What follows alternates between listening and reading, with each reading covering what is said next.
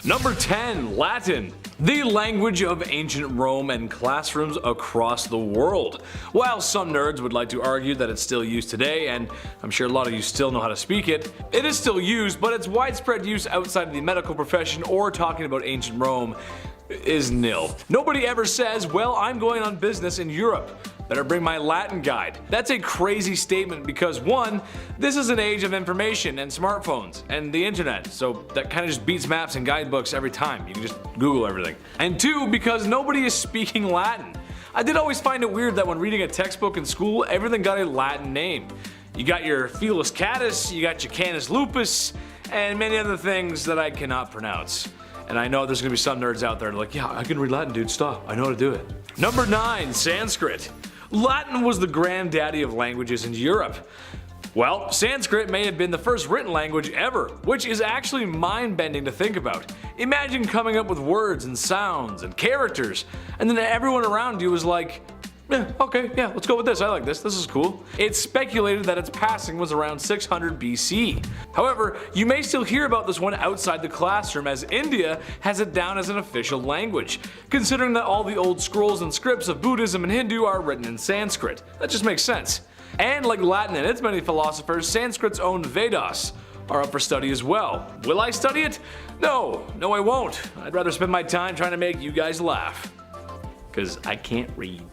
Number 8. Old Norse. This one is a personal favorite of mine, and who doesn't love a good Viking story? I mean, come on, they're super cool. Well, assuming you're on their side, I wouldn't want to fight them. Sadly for our not horned helmet coastal raiders, the language that berserkers would shout when bifurcating an enemy in half has been lost to time.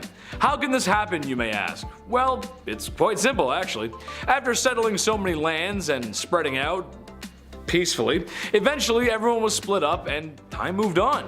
Each area of the Nordic peoples developed their own language, Norway, Sweden, and Denmark. It's kind of like when you graduate from high school and you and your friends tell each other that you'll be best friends forever, except after the first summer off and everyone goes away to college, you get busy and it's hard to make plans. Then the next summer, when you're trying to reconnect, your friends look different and they sound different and it's not the same. And it's really scary. Number 7. Old English. This is something I always bring up during conversations of time travel, and it's why I have a theory that if we ever discover time travel, or make it, it will be marketed as a high-priced tourist trap because you'll never be able to stay, especially if it's anything from the last 100 years. That doesn't make any sense. Crazy tinfoil theories aside though, something I know for a fact is that if you went back in time and tried to say hello to your English ancestors, there would be a little bit of a snafu. You would not understand them. After the Norman victory, Anglo-Saxon was on the way out. All this talk of different ancient civs, I gotta say, it really makes me want to hop on the Age of Empires. You know what I'm saying? I missed that game. Also, let us know in the comments where you would go if you were time traveling. I'm curious. I'll read those comments in an upcoming video. I want to know, where would you guys go? Number 6. Ancient Greek. Oh, to live in a coastal town in Greece, crystal blue waters, beautiful hot sun, and all the yogurt I could eat. Oh.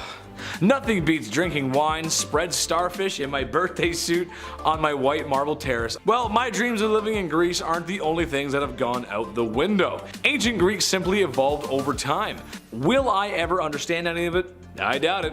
I struggle with English as is, as you probably know. But I like Mediterranean food, so that's gotta count for something, right? Maybe if I study enough of the great philosophers like Plato, Aristotle, and my Greek neighbor, dude's old enough and wise enough to know everything, maybe I'll get somewhere, who knows? Number 5. Thebes. One of the most successful ancient cities in Egypt. At first, she was a great place to be, and at one point was estimated to have a population of 40,000, making it one of the largest. Thebes was built like many other cities in Egypt, close to the Nile River. Almost like that river was important or something.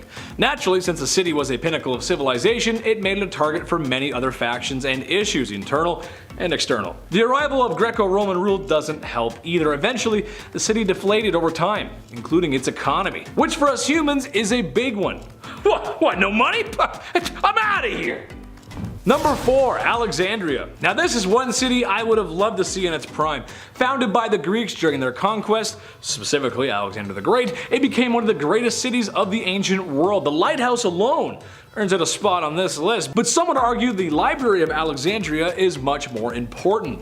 My dyslexia disagrees, but my heart full of love and history tends to agree. A building containing this much knowledge is a very valuable thing to have, especially all those years ago. Thousands of scrolls were stored in the library. Archimedes himself may have invented his hand pump while studying at the library.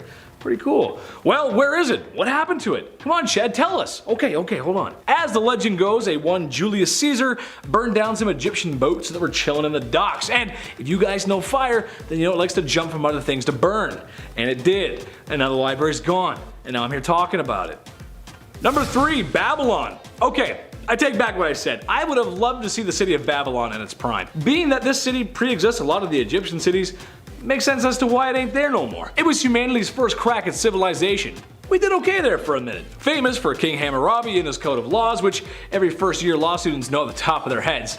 There will be a test, guys, so be prepared. And of course the mythical Hanging Gardens of Babylon. This is another one we aren't sure if it was there or not, but my biggest defense for the Hanging Gardens is the pyramids. Any expert will tell you how complex they are, so to me it doesn't seem that impossible. Years and years of regime changes and external factors made Babylon go bye-bye. It's not there anymore, you can't go there, it's not there, you not find it, you find something else there. There's another guy there now, you never find it. Number 2, El Dorado. Dios mío, toda el oro. But yes, that's right, my Spanish-speaking friends, the lost city of gold, El Dorado.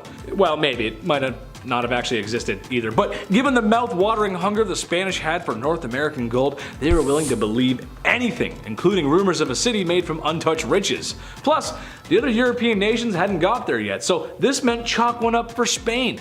If they could find it, which they never did, because again, it probably didn't exist, so technically we lost this city quickly because it might not have existed, and they needed the gold, and Spain did some stuff. Number 1, Machu Picchu. I choose you, Machu Picchu! I'm sorry, that was bad pun. I gotta make a clean joke every once in a while. You never know, someone might find it cute.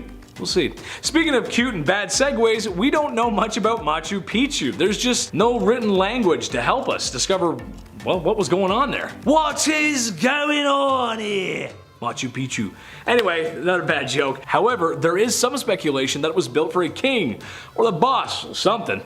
I'll add to that by saying that I've played enough video games to know that the bad guys, bosses, and kings always build their lairs to the top of stuff. Maybe to be closer to the gods. Maybe it was the view. Or real estate value. I'll never know. But whatever the reason, it was abandoned shortly after the Spanish showed up to Eurify the area. Number 10. Only the rich can wear purple. Oh yes, the wealthy and elite of Rome. What a sight it must have been. Gorgeous marble, the amazing architecture, and the vino. Oh baby, sign me up. Someone take me back. We have to thank the Romans for a lot. They were pretty important for culture, history, and well, just about everything. They're the Romans. However, this doesn't make them impervious to stupidity. No matter how great your society is, there's gonna be some dumb stuff. Take for example the law that poor Romans were forbidden from wearing luxurious purple. Yes, that's right, Romans were gatekeeping purple. Listen, I love purple just as much as Samuel L. Jackson does, but you don't see me gatekeeping it. That's like me gatekeeping chicken parm. Something so delicious should be shared with the world. I would argue that any society that doesn't allow their citizens to purchase certain goods because of their wealth, well, they're missing the point, especially from a capitalist point of view. I love shopping, I love them all. I want to buy purple, and I want the chicken parm, baby. Number 9, Draco's Law. Draco, the ancient Greek legislator, was sitting alone one day and said to himself, man, you know, I'm tired of petty criminals getting away with their petty crimes and their pettiness. So he, in a nutshell, basically said that anyone who commits a crime ever will have to pay with their lives. Ooh. But see, this begs the question, what about the lovely people in our society who commit the most heinous crimes? Should they be treated as the same who steal a loaf of bread from the baker? I don't know about that. Or what about even lesser crimes? Now, without incriminating yourself, I'm a friend of Saul Goodman, by the way, so please don't do that. He wouldn't want you to. But think of all the little crimes that you've done and never saw the inside of a jail cell. Not even theft, I'm talking even more smaller than that. Like jaywalking, for example. We've all done jaywalking. Everyone's done it. Traffic violations, all that kind of law. Look, the law isn't perfect, but we can't put everyone away on the chopping block just because they stole your eraser in the 6th grade. That's not how it works. Number 8, King Hammurabi. "O wise King Hammurabi, what knowledge of Babylon do you bring us today?" "The law." How's that? Yeah, 282 to be exact. However, what's more interesting is the eye for an eye motto that these laws were written around. If a thief did get sticky fingers in the cookie jar, then perhaps he should lose the hand that was caught inside said cookie jar. Should a woman be caught with a lover, then her and the lover shall be tossed into the Tigris.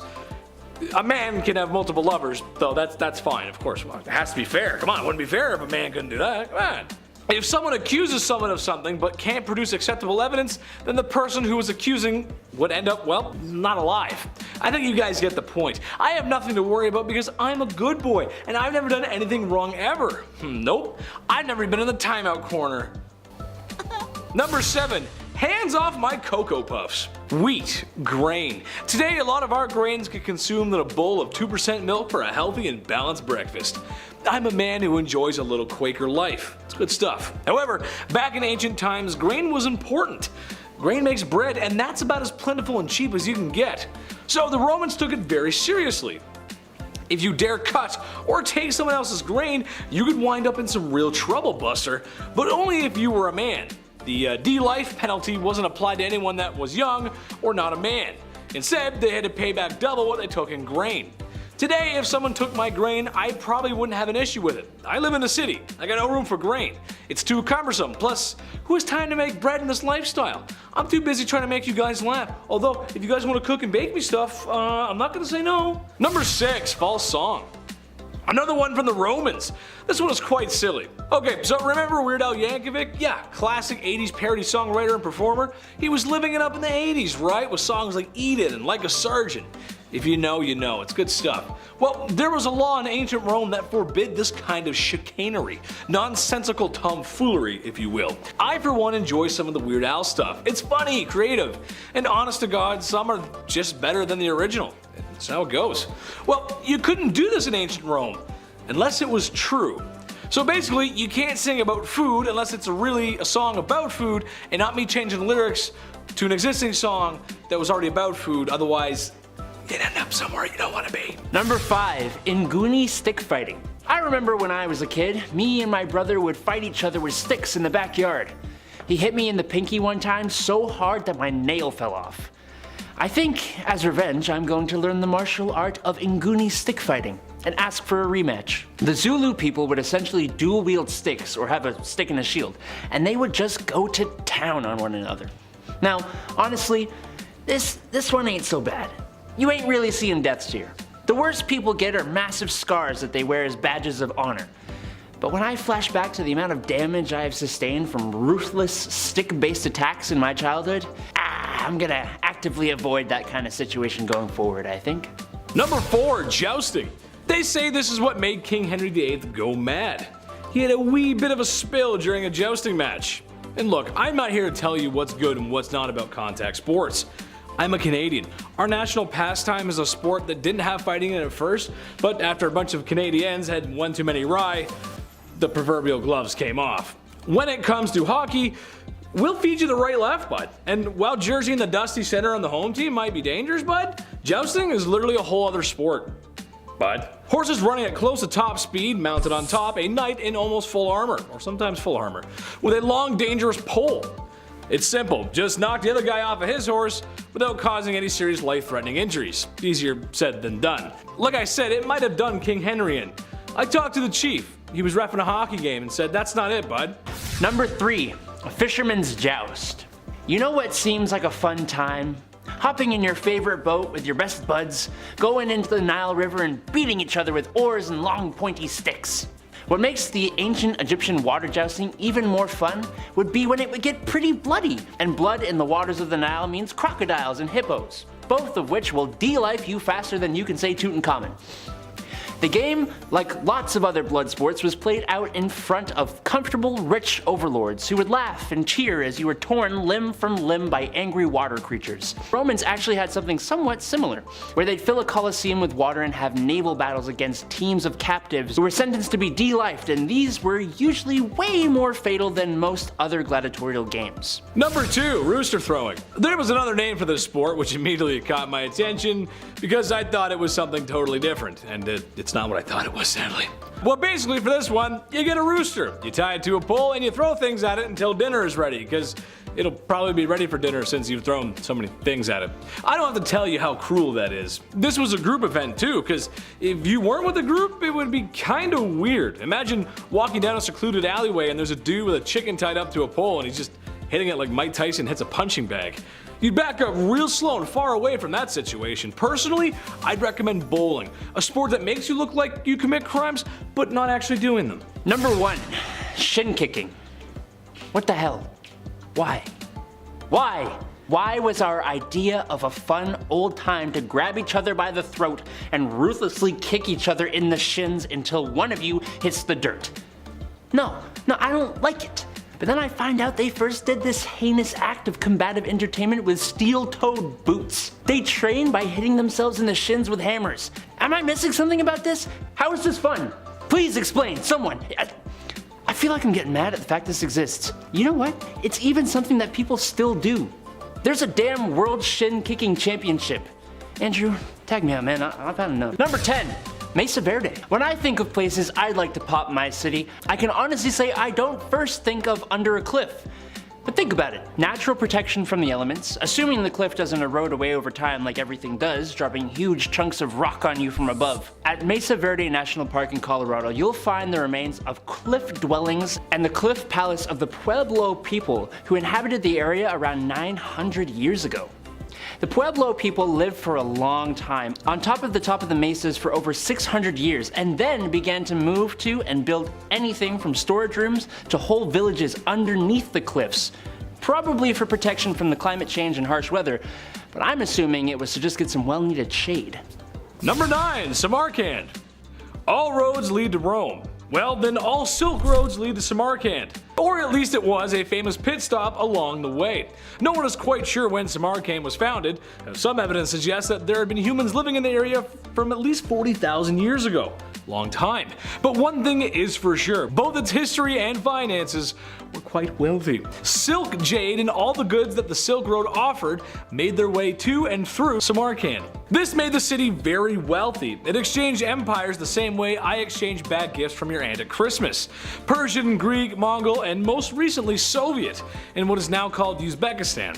Today you can still find ancient buildings and mosques from a time long past, as that was the main religion. However, the city was also a place of culture and art, which meant for a long time there was some coexistence going on.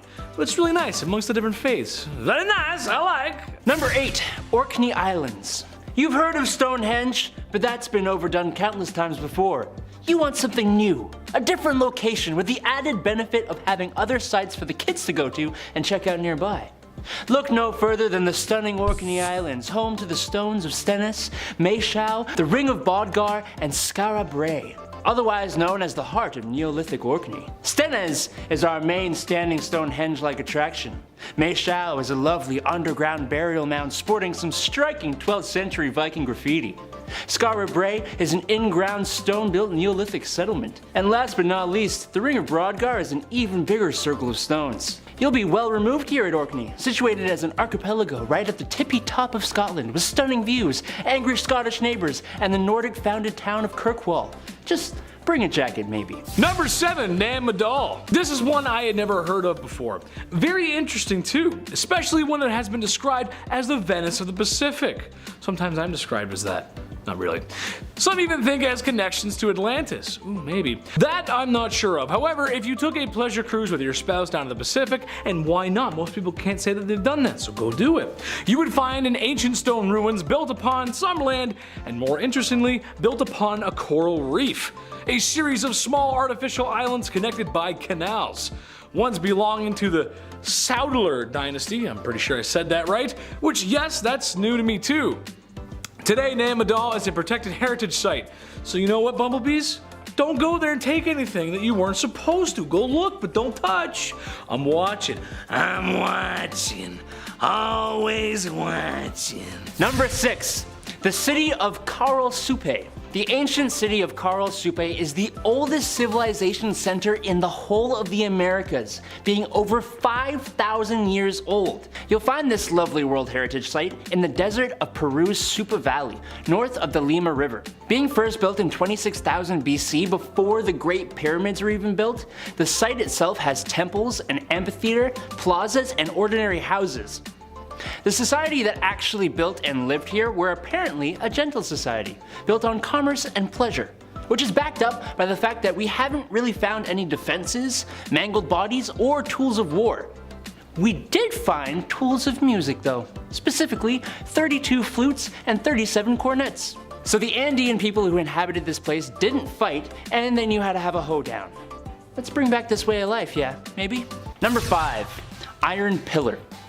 The Iron Pillar of Delhi is, well, it's pretty self-explanatory actually. It's an iron pillar, which is more than 1,600 years old. I leave my bike out in the rain for like 3 days and it's a rusty pile of junk. But this thing has been out in the open for all those years and it never gained a single speck of rust. How the heck is that possible? I don't know. None of us actually know. Some people think it might have to do with the climate in Delhi, as if it was just in the perfect spot to not rust. But then others think it has to do with the phosphorus and absence of sulfur and manganese in the iron, plus its size. I don't know, my pea-sized brain won't be able to tell you the answer, but it certainly is a puzzling one. Number 4. Chinese seismoscope. At first glance, I can confidently say that I would not assume this was the seismoscope. It was basically a big old pot with a bunch of dragons around the outside that would symbolize each direction on a compass. And when an earthquake would happen, the dragon that represented the direction the quake came from would spit out a ball into a bronze toad's mouth. Now, apart from bronze dragons spitting balls into bronze frog mouths, this is an extremely sophisticated device, and absolutely no one knows how it works. We have guesses about what could do it, but this thing can detect the direction of earthquakes 400 miles away. That's insane. And they still made it into a work of art. I am impressed. Good show. Good show. Number 3. Antikythera mechanism. I kinda hate when people think complex things in history had to be because of aliens. Just because these people were ancient does not mean that they were stupid. They just didn't have the vast amounts of shared knowledge we have now. Then you show me the Antikythera mechanism and all I can think is aliens. This thing was probably built around the 2nd century BC, and it had the capability of calculating and displaying things like the phases of the moon and the lunisolar calendar, which is just crazy. We know that people did study that, and gear-based tech like this had actually been a thing for a long time before it. We think of computers as modern things, but there were machines capable of doing calculations before electricity and computer chips. Some of us have to start giving these ancient civilizations more credit instead of just jumping to aliens or to time travel. Number 2. Roman dodecahedron. Dodecahedron. Dodecahedron. Dodecahedron. Dodecahedron. Oh, what? Oh yeah, sorry, I got a video to make. Here, look at this thing. This is a Roman dodecahedron, and guess what? We have absolutely no idea what it's supposed to do. But we do know that Europe has tons of these, and they all date back to the Roman era. Like all dodecahedra, it has 12 sides, and each side has a differently sized hole. They also have strange bulbs on each corner. They would range in sizes too, being anywhere from 4 to 11 centimeters. I'm honestly stumped about what it could be. People have theorized they could be paperweights, toys, candle holders, dice, or even a thing used to measure finger sizes for rings. Let me know what you think it could be. Number 1. Easter Island. If you thought this point was going to be about the huge statues on the island, well, think again. While those statues are a mystery all on their own, this point is actually going to be about Rongo Rongo. What the heck is Rongo Rongo? Well, Rongo Rongo is possibly a form of ancient writing. What makes it stand apart is that it is almost nothing like any other form of writing from any other culture in the world. at least that we know of. Look at this really handy dandy rock that's covered in the writing. Can you make anything out of it? Apparently, the symbols are based on Polynesian religious motifs. My brain is just a smidge too slow to get any kind of information out of it. It just makes me really wish I had a secret language, you know?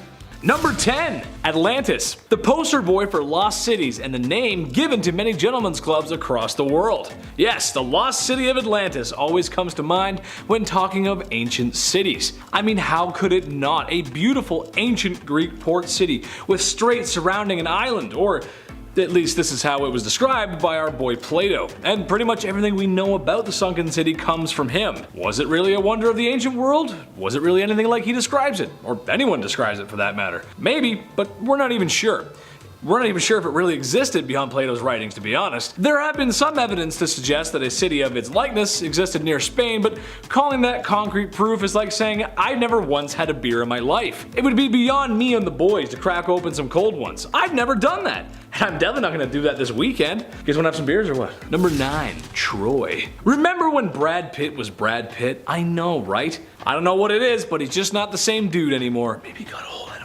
The ancient city of Troy, besides being portrayed in the 2004 summer blockbuster, is famous for its legendary war, featuring Troy's least favorite equine guest, the Trojan horse. If we're to believe what Hollywood says about history, and why not, they never get it wrong, the Trojans were having an issue breaking down the walls of Troy. It's some good walls. That's a nice wall, you know, good walls. I don't know. They had some good walls, so to get through that, they built a giant rocking horse on wheels because that's a very comforting gift to give someone, right? Who doesn't love a rocking horse? It's a little creepy. But little did the people of Troy know that there was Trojans hiding inside. Hence the Trojan horse was born. Or the act of doing a Trojan horse, if that makes sense. Whatever it was a slaughter, and this may have something to do with the city's disappearance. I don't know. Maybe it was Brad Pitt. Maybe it was Orlando Bloom. He was in that movie, and there was another guy in that movie, I think. It's an okay movie. I don't know. Orlando Bloom's kind of cute. I don't know. We'll see. Number 8, Mesa Verde. The Mesa Verde cave dwellings are a sight to behold. Given for its age and the remnants of the Pueblo civilization, they are well preserved. Structures and houses that are dug into the cave dwellings in southwest Colorado. This is one I actually didn't know about. So today, I'm having fun and learning. Something my grade 11 English teacher was all about. Shout out to Miss Middleton, you're the best. I miss you, you're the best. Sadly for the people living in the caves of Mesa Verde, they did not have such a cool teacher to tell them what's up. Because if they did, they probably would have been more careful, as a serious drought, lack of prey, and a good old-fashioned sickness pretty much wiped them out. Yeah, no good. But no one is 100% sure what happened. What we do know, however, is that they left some sweet structures behind. Cowboys looted the place when it was rediscovered in the 1800s, and Miss Middleton was one of the only teachers to let me be me in class. And that's just awesome, so thank you. And the cowboy, people want to see more cowboy. You're alright, partner. Number 7, Pompeii. Oy vey, this is a bad one. Pompeii, one of the crowning jewels of the cities that made up the Roman Empire, and truth be told, it's on my travel list. Always wanted to go there. You got Romans, you got togas, and you got one of the worst, if not the worst, natural disaster of the ancient world. Imagine being the guy who finds a skeleton under fossilized volcanic ash, which for most people working in that line of work would say that's a good day. But imagine how those guys felt when they found the whole lost city of Pompeii underneath all that volcanic ash. Great success, as the story goes. People were chilling in Pompeii. The Mediterranean paradise that it was completely caught off guard when Mount Vesuvius bited all its liquid hot magma and busted an eruption so bad it destroyed the city within a short amount of time, covering the people in hot ash that must have felt like the mud bath from hell. Literally. There's still yet more to be discovered. I think they found like a restaurant or something and there was like some still paint on the walls. It was pretty cool stuff. Number 6, Petra. Red Rose City, as it's called. Petra is an ancient city located in Jordan's southwest desert, and most of you probably know it because of Indiana Jones. I know, it's okay, me too. I'm not gonna pretend I actually know everything. That's the best Indiana movie, no cap. You may also know it from Civilization games. I was never a fan of settling cities in the desert. Not enough resources for me. Pop culture references aside, Petra is a beautiful piece of history from the ancient world. Despite being full of sand, Petra shows evidence of a great water conduit system, which you kinda need since you are in the desert. It was thought to have been completed around 312 BC and rediscovered in the 1800s. Not by cowboys though, different different people this time. I gotta say though, it must be a great feeling to discover a place of lost history like that. And it weren't no cowboys, it would have been British. It would have been, oh, right, and what's that? Something like that, I don't know. Number 5. Gaius Valerius Catullus rap battle. Who doesn't love a good beef? Now, Catullus was a major poet, his works moving away from the retelling of classic tales and focusing more on the telling of day-to-day life. The personal nature of his works have lived in the minds of thousands, depicting humor, romance, and the beauty of day-to-day life. However, Catullus was no stranger to critics, two of his biggest being another poet, Furius, and Senator Aurelius. Now, constructive critique can be wonderful for artists. After all, it's the only way that you can improve. However, Catullus seemed to take a different view, writing a poem in dedication to his critics. Commonly referred to as Catullus 16, this poem was so filthy that it wasn't fully translated until the 20th century, and even then, several lines were heavily censored in most publications. Want to hear it? Well, it reads... Number 4. Roman birth control. Romans were... well, they got around a lot. Now, unless you want to deal with the immediate consequences of a whole lot of lovin', you've gotta figure out a way to stay safe. Picking up condoms from a shopper's wasn't really a thing, and Plan B hadn't been invented yet, so what was the plan? Well, it turned out that the Romans had discovered an herb called silphium, which supposedly had contraceptive properties. Whether or not that's actually true remains to be seen, specifically due to the fact that you can't find it anymore. That's right, the Romans were so raunchy and silphium was so popular that they caused the complete extinction of the plant, the last stalk of it reportedly being given to Emperor Nero. Now in 2020 there has been a theory presented that there is a similar herb, or a relative, found in Turkey, and it could be the surviving relative of the plant, but to this day not a sprig of silphium has been found. Apparently it looks like a heart though.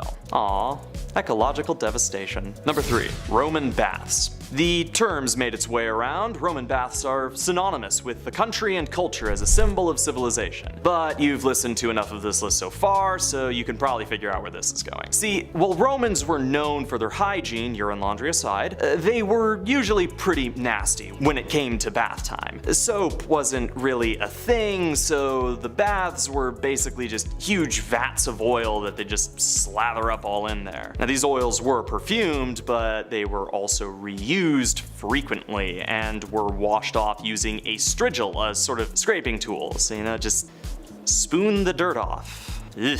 Number 2. Cato the Younger. Alright. Here's a fun one. Marcus Porcius Cato, also known as Cato the Younger, was a Roman senator in the later years of Rome. A hugely influential man, his life was fraught with turmoil and strife. He was also a strong opposer of Julius Caesar's Hellenistic principles. Cato had no trouble joining the opposition on the brewing civil war. Now, during that civil war, Cato took command of a campaign in Utica, a tough campaign that he generally just planned to abandon alongside the Roman Empire. However, once they'd been defeated, Caesar moved to pardon Cato's family and allies. Convinced his end was drawing near, Cato took his life against his friends' and family's advice, stabbing himself in the abdomen. Now, some accounts claim that he actually drew out his own entrails from his body when the physicians attempted to heal him, ensuring that he wouldn't see Caesar's Rome. Maybe he knew that Caesar was planning to pardon him as well, which Cato would have considered the crueler punishment. Number 1. Caligula's horse. We'd be remiss not to talk about the antics of Emperor Caligula. Famed for his strange ways, one of the greatest legends of an already infamous emperor was his attempt to have his favored horse, Incitatus, enlisted as a consul. According to Suetonius's Lives of the 12 Caesars, this horse was dressed in lush finery, inviting dignitaries to dinners, and according to Cassius Dio, the horse was fed oats mixed with gold flakes and also possibly a priest. Now, a lot of this is left up to debate, and a number of historians historians will argue that this was nothing more than a prank at the expense of the Senate. While never officially made a consul, this horse has lived on in infamy, inspiring a number of fictional depictions in modern media, including the metal band Caligula's horse. Regardless of the official status of the horse, the truth seems to be that this was nothing more than an attempt to mock his senators, but what a method of mockery. Number 10. Mesoamerican ball game. Aztecs, Mayans, and Inca. Oh my, the ball game of Mesoamerica. Today a version of this game still exists. It's called Ulama. Not Alama, Ulama. Trust me, look at the spelling, it's there. Ulama. Which had its share of modern adaptations and rules over time, so it's changed. It's still played amongst the indigenous peoples of Mesoamerica today though. The original game's rules aren't exactly clear. However, what is clear is the cultural impact of this favorite pastime. A flying rubber ball is the least of your worries, as we all know how bad those can hurt. Remember gym class? I know, those hurt. Well, if you know Mesoamerican civilizations, then you know how much they love sacrifice. They love it! So much so that it was tied to the sport. Losing a game? Well, that could very well cost you your life. I love the ball game just as much as the next beer drinking dad in the stands, but no one should lose their heart after losing a sporting event. If that were the case, the Toronto Maple Leafs, well, they just wouldn't be around, would they? Number 9. Gladiatorial combat. Do you think this wasn't gonna be here? Of course you did, because you guys are smart. You know who else is smart? Whoever it was that stopped gladiatorial combat. Only 1 in 5 or 1 in 10 gladiatorial fights ended up with combatants actually dying. But the whole thing started as a substitute for human sacrifice at funerals, so yeah, death and fatal injury was pretty common. Guys and gals who were criminals, who were enslaved, or who wanted to test their combative prowess took part in a bunch of different combative games as gladiators that would have them meet the afterlife at the pointy end of a piece of metal. It wasn't just people who met their ends in the arena either. 9,000 animals were slain during a 100-day ceremony to mark the opening of the Colosseum, for example. Look, we have combat sports nowadays 110%, but you aren't expected to die in pretty much any of them. Number 8. Fencing. I know this is a sport that we still do today, but think about it. You fighting with swords, sharp, pointy, pokey swords. Just waiting for a moment to pierce a private school trust fund athlete. It's a wealthy European sport. Not for a humble plaid-wearing Canadian. Surprisingly though, the most common injury is sprained ankles and foot injuries during practice. A lot of the sport is placement and footwork, so that makes sense. However, it's still a sword, and yes, bad things have happened, like in 1982 when Vladimir Smirnov during the World Championships had his foe's blade break and pierced his mask. And his eyes. And his brain. He didn't make it. The sports safety since has gotten much better, but still that makes me uneasy. I'm galled. Number 7. Chariot races. What could be more dangerous than being pulled by 2 to 6 horses around a giant track with hairpin turns in a light, easily breakable 2-wheeled cart at breakneck speeds against about 10 or 12 other dudes doing the exact same thing? Not a lot, but that's probably why it was so insanely entertaining to watch. Chariot racing was a huge sport back in the day, not just in gladiatorial games either. This was actually part of the ancient Olympics. Guess where the best place to sit during a chariot race was? If you were there for the life-taking potential of the sport like everyone else was, you'd want to sit on the turns where you'd get a good view of the tangled masses of horses, drivers, wood, and death when they crashed into each other. But don't worry, chariot drivers also whipped each other and threw each other out of their chariots, so there was violence for all to see. Number 6. Hoplitodromos. What's worse than running a marathon completely stark nude in the heat of the Mediterranean sun? Running a marathon in a full set of military gear in the hot Mediterranean sun. Oh yes, that's right. Shield included too. Man, that would really slow you down, and the baby powder I would need for the chafing. Oh, at least I'd smell good though. Anyways, this sport may have actually had ulterior reasons for making chiseled oiled Greek men run around in full armor. It suggested that it was just as much as a military training operation or preparation as much as it was an Olympic event. To be fair, it makes sense. A Greek soldier would have to be quick in order to get past Persian arrows. Fast enough to dodge those set arrows?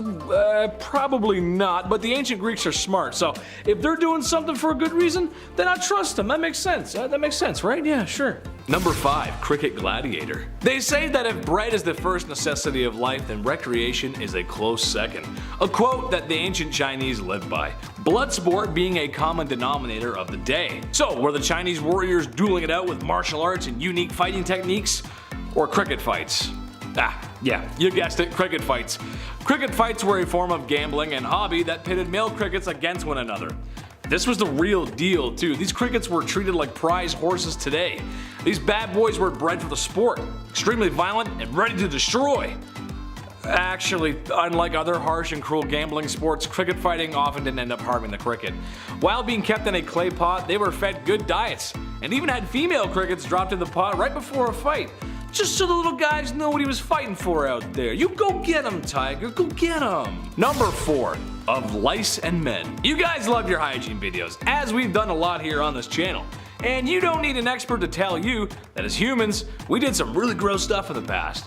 Well, if this doesn't make you want to refund your lunch, I don't know what does. Folks back in ancient China had a lice problem. You might be thinking to yourself, oh, I had lice as a kid. That's no big deal. Well, back then it was. See, people had so many lice that people would just pick them off and eat them.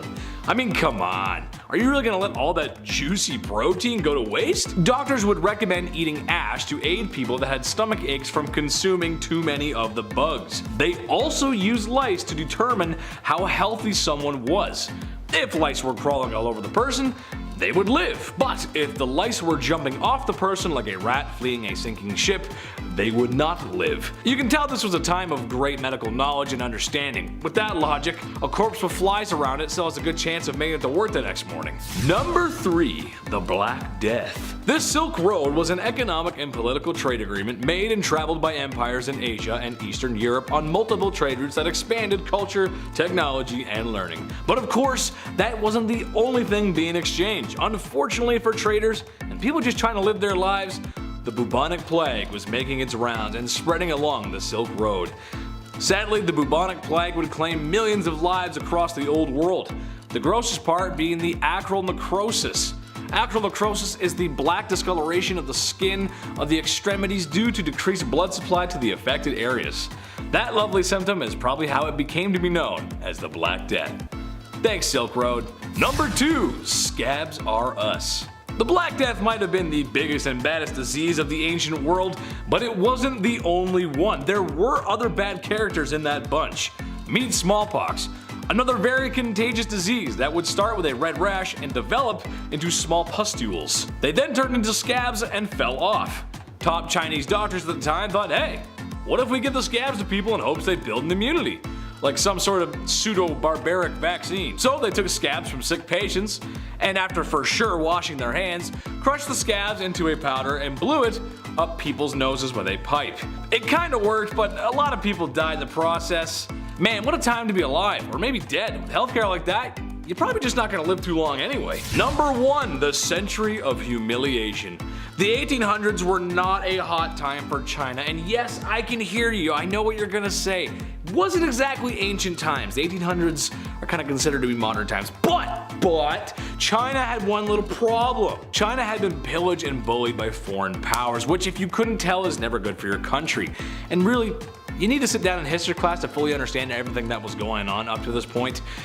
China just wasn't as modern as the other countries at the time and still had a feudal dynasty in a sense. The point I'm trying to get to is the Taiping Rebellion was messed up. Multiple factors led and caused the rebellion, and like I always say, it wouldn't be good history without a little blood.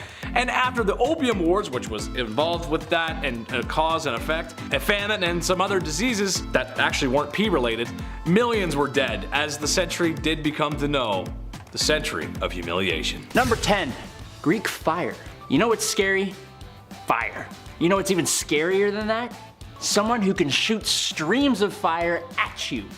While some people love the smell of napalm in the morning, they are usually the people doing the firing. And it wasn't just shirtless Americans who did the firing, no. Somehow, the ancient Greeks also used a proto-napalm that would be used against other ships in naval warfare. The substance would apparently cling to flesh and was impossible to extinguish with water. What puzzles us is that the recipe for Greek fire was never told to anyone.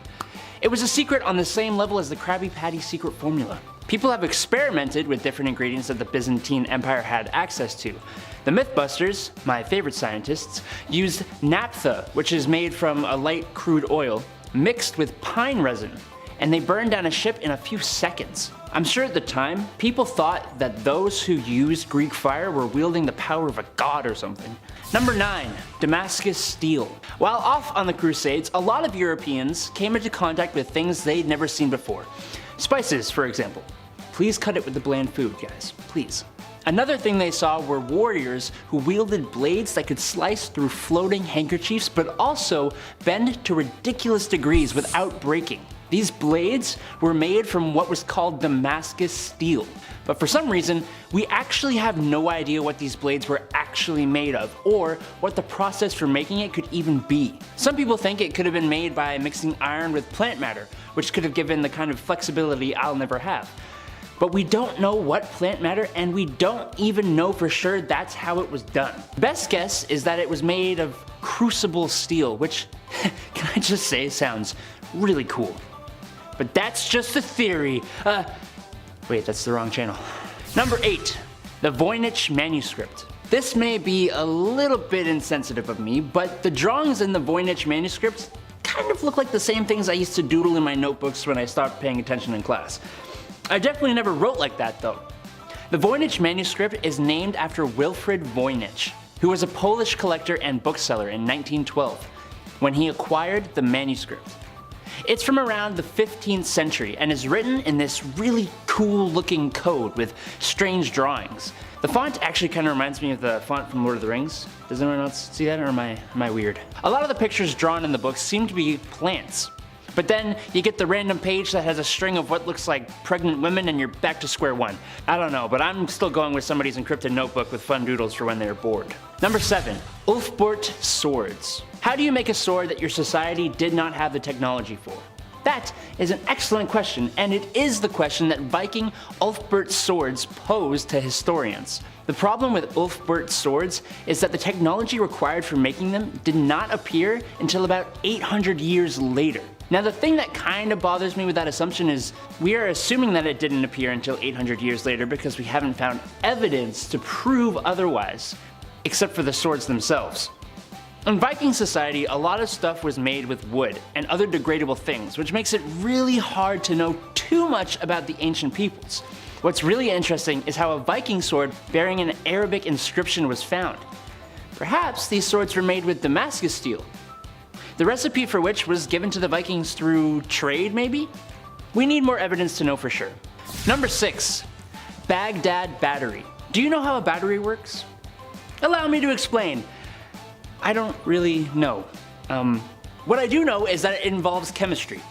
Google tells me the chemical reactions in a battery involve the flow of electrons from one material to another through an external circuit.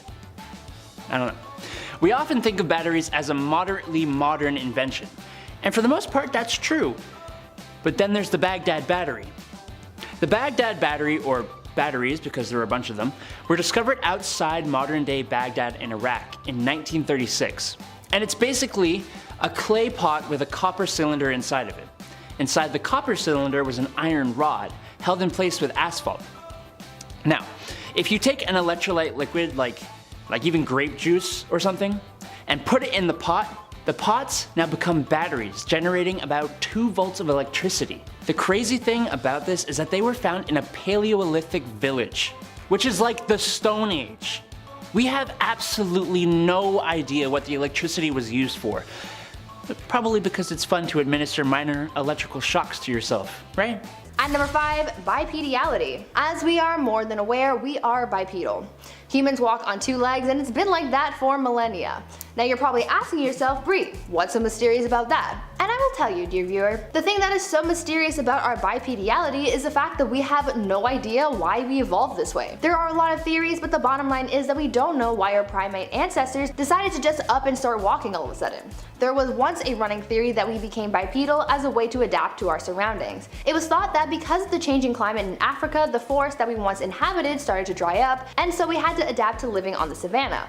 And to do that, we needed to leave our tree climbing ways behind and start walking. But thanks to new bone evidence from ancient human species, that hypothesis has been rewritten. When Ardipithecus ramidus was discovered, it was noted that her remains showed adaptations for both tree climbing and bipedality. And since Ardipithecus ramidus was believed to have lived in a wooded environment, this just made scientists go back to the drawing board, so to speak, to explain why humans are bipedal. To this day, we just don't know for sure, and it remains a mystery. At number 4, stop evolving. There is a theory in the scientific community that hypothesizes that Homo sapiens have stopped evolving. It is a highly debated theory, but a theory nonetheless. Some experts, including naturalist David Attenborough, believe that our species has just stopped evolving over the years, and it's kind of a mystery. There's a theory that since we are now able to keep even the weakest members of our species alive, we Homo sapiens have stopped evolving physically. Experts believe that we have nothing left in the world to adapt to, and so we physically stop making changes to our body to make it easier to keep going. Instead of changing ourselves to fit the world, we've instead changed the world to fit us. On the other hand, however, there is a theory that rather than having stopped evolving, we started evolving at a much faster rate, and no one has really noticed. Only time will tell which theory is actually correct, but until that time comes,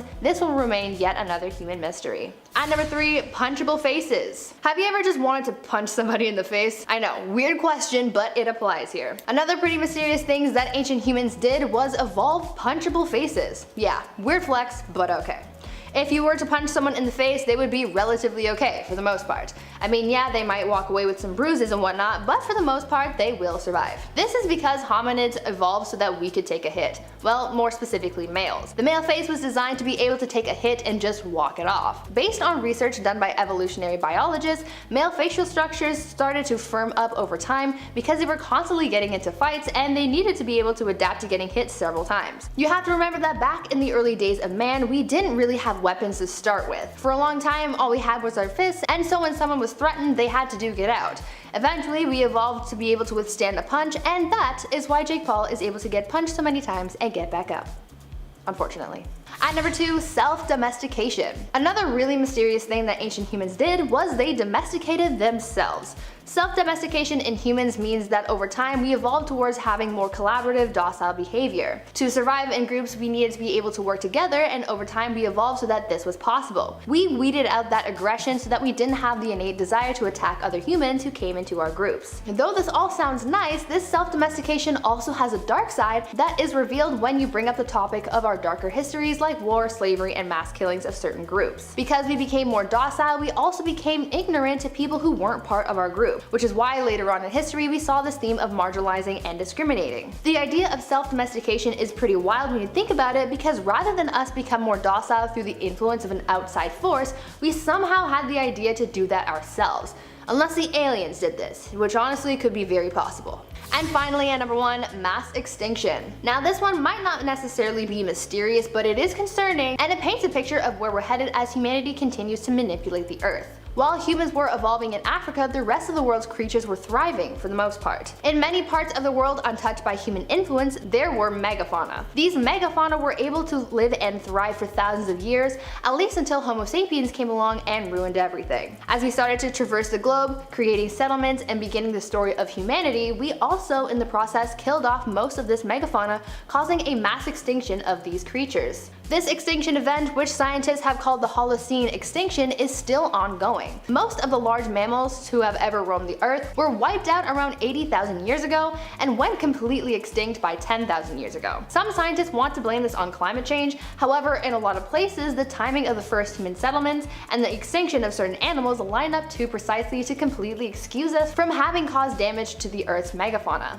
This, plus the fact that this extinction event is ongoing with more and more of Earth's creatures going extinct every day, I think this is enough evidence to prove that we are the problem. We have to do better, guys. The Earth is dying and it's all our faults. Kicking off the list at number 10, Pompeii Chariot. Yeah, nothing like finding a sweet ride from ancient times. Once a thriving, beautiful city in ancient Rome, Pompeii was sadly destroyed in 79 AD. The eruption of Mount Vesuvius buried the ancient city in volcanic ash. Excavations, of course, didn't begin until much later, during the 18th century, and after an entire century of careful searching, the city was reopened to the public once again. All was lost during that fateful eruption, but we're slowly recovering more and more. For example, a 2,000-year-old chariot is pretty sweet. The decorations on the side are quite beautiful. They look like flower decorations, and according to Eric Poehler, who is a professor at the University of Massachusetts, this chariot was for the highest class. He calls it the Lamborghini of chariots. I still can't drive. Nice. Number 9. Pompeii Restaurant. Table for 8? Perfect. Another addition to the list has to be another find from Pompeii. This is the first time in history where hot food and drink eatery has been unearthed. Yeah, in case you're wondering right now, fast food was also tempting the finest back in the 1st century. Yeah, we found a restaurant in 2019, but we were too busy talking about the Avengers to care about it. The meal of the day was most likely honey roasted rodents. Yeah, that's our best guess. Archaeologists have gathered clues to find out what 12,000 people were rushing to eat every single day. Honey roasted rodents. Nice. Rolls off thy tongue, some would say. In typical human fashion, the restaurant is now open again. It's the same place. Yep, don't forget to tip. It's bad juju. Please don't tip. You have to tip. You have to. Number 8. Turkey Gladiator Arena. Yes, another arena, another staple in history filled with gruesome combat in the name of entertainment. An 1800-year-old arena was discovered back in 2020. We were all still, inside watching Ozark. Meanwhile, a 90-meter wide amphitheater was found in the ancient city of Mastura. Its purpose was thought to be the same as the Colosseum, just, a lot of bad stuff. It was to host these massive professional gladiator fights with a lot of wild animals. They were involved doing bad stuff. This was around 200 AD when the Severian dynasty was ruling the Roman Empire. If betting on animal fights was your thing, you'd have to travel to this place. This is where you'd want to go. Yeah, hope you have trail shoes on and great knees. Ugh, I'm getting weak just looking at those hills. My patellas are like, no, I don't want to go. Can we go to Rome, please? Number 7, the Great Treasurer. Ta-Mwish had a pretty sweet job back in 1200 BC. He was the head of treasury under Ramses II, aka Ramses the Great, the 3rd pharaoh of Egypt's 19th dynasty. He once ruled from 1279 to 1213 BC, and about a year ago we found his royal scribe's tomb. And it's pretty fancy. It's very fancy. The site also includes tombs of other statesmen from the 19th dynasty, of course buried in Saqqara, Giza. In typical tomb fashion, Cairo archaeologists found writings and drawings that tell us more about Egypt's time under the ruling of Ramses the Great. And it looks nothing like any of the graffiti we have today. Where art is gone. Like natural history of art and stuff, it's just we've lost that. Now we have Twitter. That's how we're gonna be remembered by. Twitter and sporks. That's all we'll find in thousands of years. Number 6, the lost city of Heraklion. Before it was discovered in 2001, the ancient city of Heraklion was barely mentioned in texts throughout history. Yet archaeologist Frank Gaudio still found it. What an OG. It was hiding in the depths around 7 kilometers off the coast, and it was pretty obvious that it was an ancient city because, well, there were 64 shipwrecks and 700 anchors and 16-foot statues just hanging about. One vessel was around 80 feet long. It was a classical Greek flat-bottomed ship, with oars on both sides and a massive sail. It was a bit hard to find this wreck seeing as it was hidden. It was hidden 15 feet under the collapsed temple of Amun. Good problems, I'd say, Like, there's treasure in the way of finding that treasure. Where do I even start? A project led by the European Institute for Underwater Archaeology, a lot of words, obviously kept searching, so they also found a 4th century Greek funerary area. Yeah, ancient graveyards underwater. Guy, watch a movie. This is how you get cursed. Let's move on. Number 5, ancient Egyptian. If you can build the pyramids, then you can write a language. I said that. I coined that phrase. Put a stamp on it. Put some envelopes on it. Put a stamp on it. Truth be told, it's the other way around. Some serious math went into making those bad boys. We'll never know 100% how they were built, but the balding man on the History Channel said it was aliens, so that's what it had to have been. The ancient Egyptian language has been extinct for over 1,000 years. The combination of hieroglyphs and no vowels makes it a very difficult language to understand, or just what it sounded like. Now, I am a doctor, a lawyer, a fireman, detective, and an archaeologist, and I would love to tell you what I think it sounded like, but I just can't do that. And even I'm stumped, man. I'm all those guys, and I'm stumped. I don't know. Wow. Number 4, Berber. I honestly never heard of this one, but thanks to my dyslexia when I was researching, I thought it said Bieber. I know, right? And I thought I was about to get flashbacks to when I was for sure not jealous of Justin Bieber because every girl on planet Earth thought he was cute and not me. Ugh. Therapy? Pfft, no, I'm fine. I'm not upset at all, dude. Leave me alone, dude. I'm fine. I'm not jealous. What do you mean? Apparently, this was the language spoken in Morocco by the Berber people. Not Bieber, Berber. Fun fact, there are more people of Berber descent and culture than people who still speak the language, which is kind of weird to think about actually. While there are still some who speak it in Northern Africa, it is not as common as English, or Mandarin for that matter, so thus, it is a language we have lost. Number 3, Osage. Oh, to be Gloria Graham on the Oklahoma range. It's a good musical, watch it. Well, maybe not considering what happened to the Osage tribe. The Osage were an Indian tribe that lived in Oklahoma and the Kansas area. What happened to them? Well, just like pretty much every other Indian tribe in North America, they got shafted. In the colonial days, it was waves and waves of Europeans showing up and slowly pushing them out of their homelands. When governments were being formed and they needed more land, they asked them nicely. At gunpoint.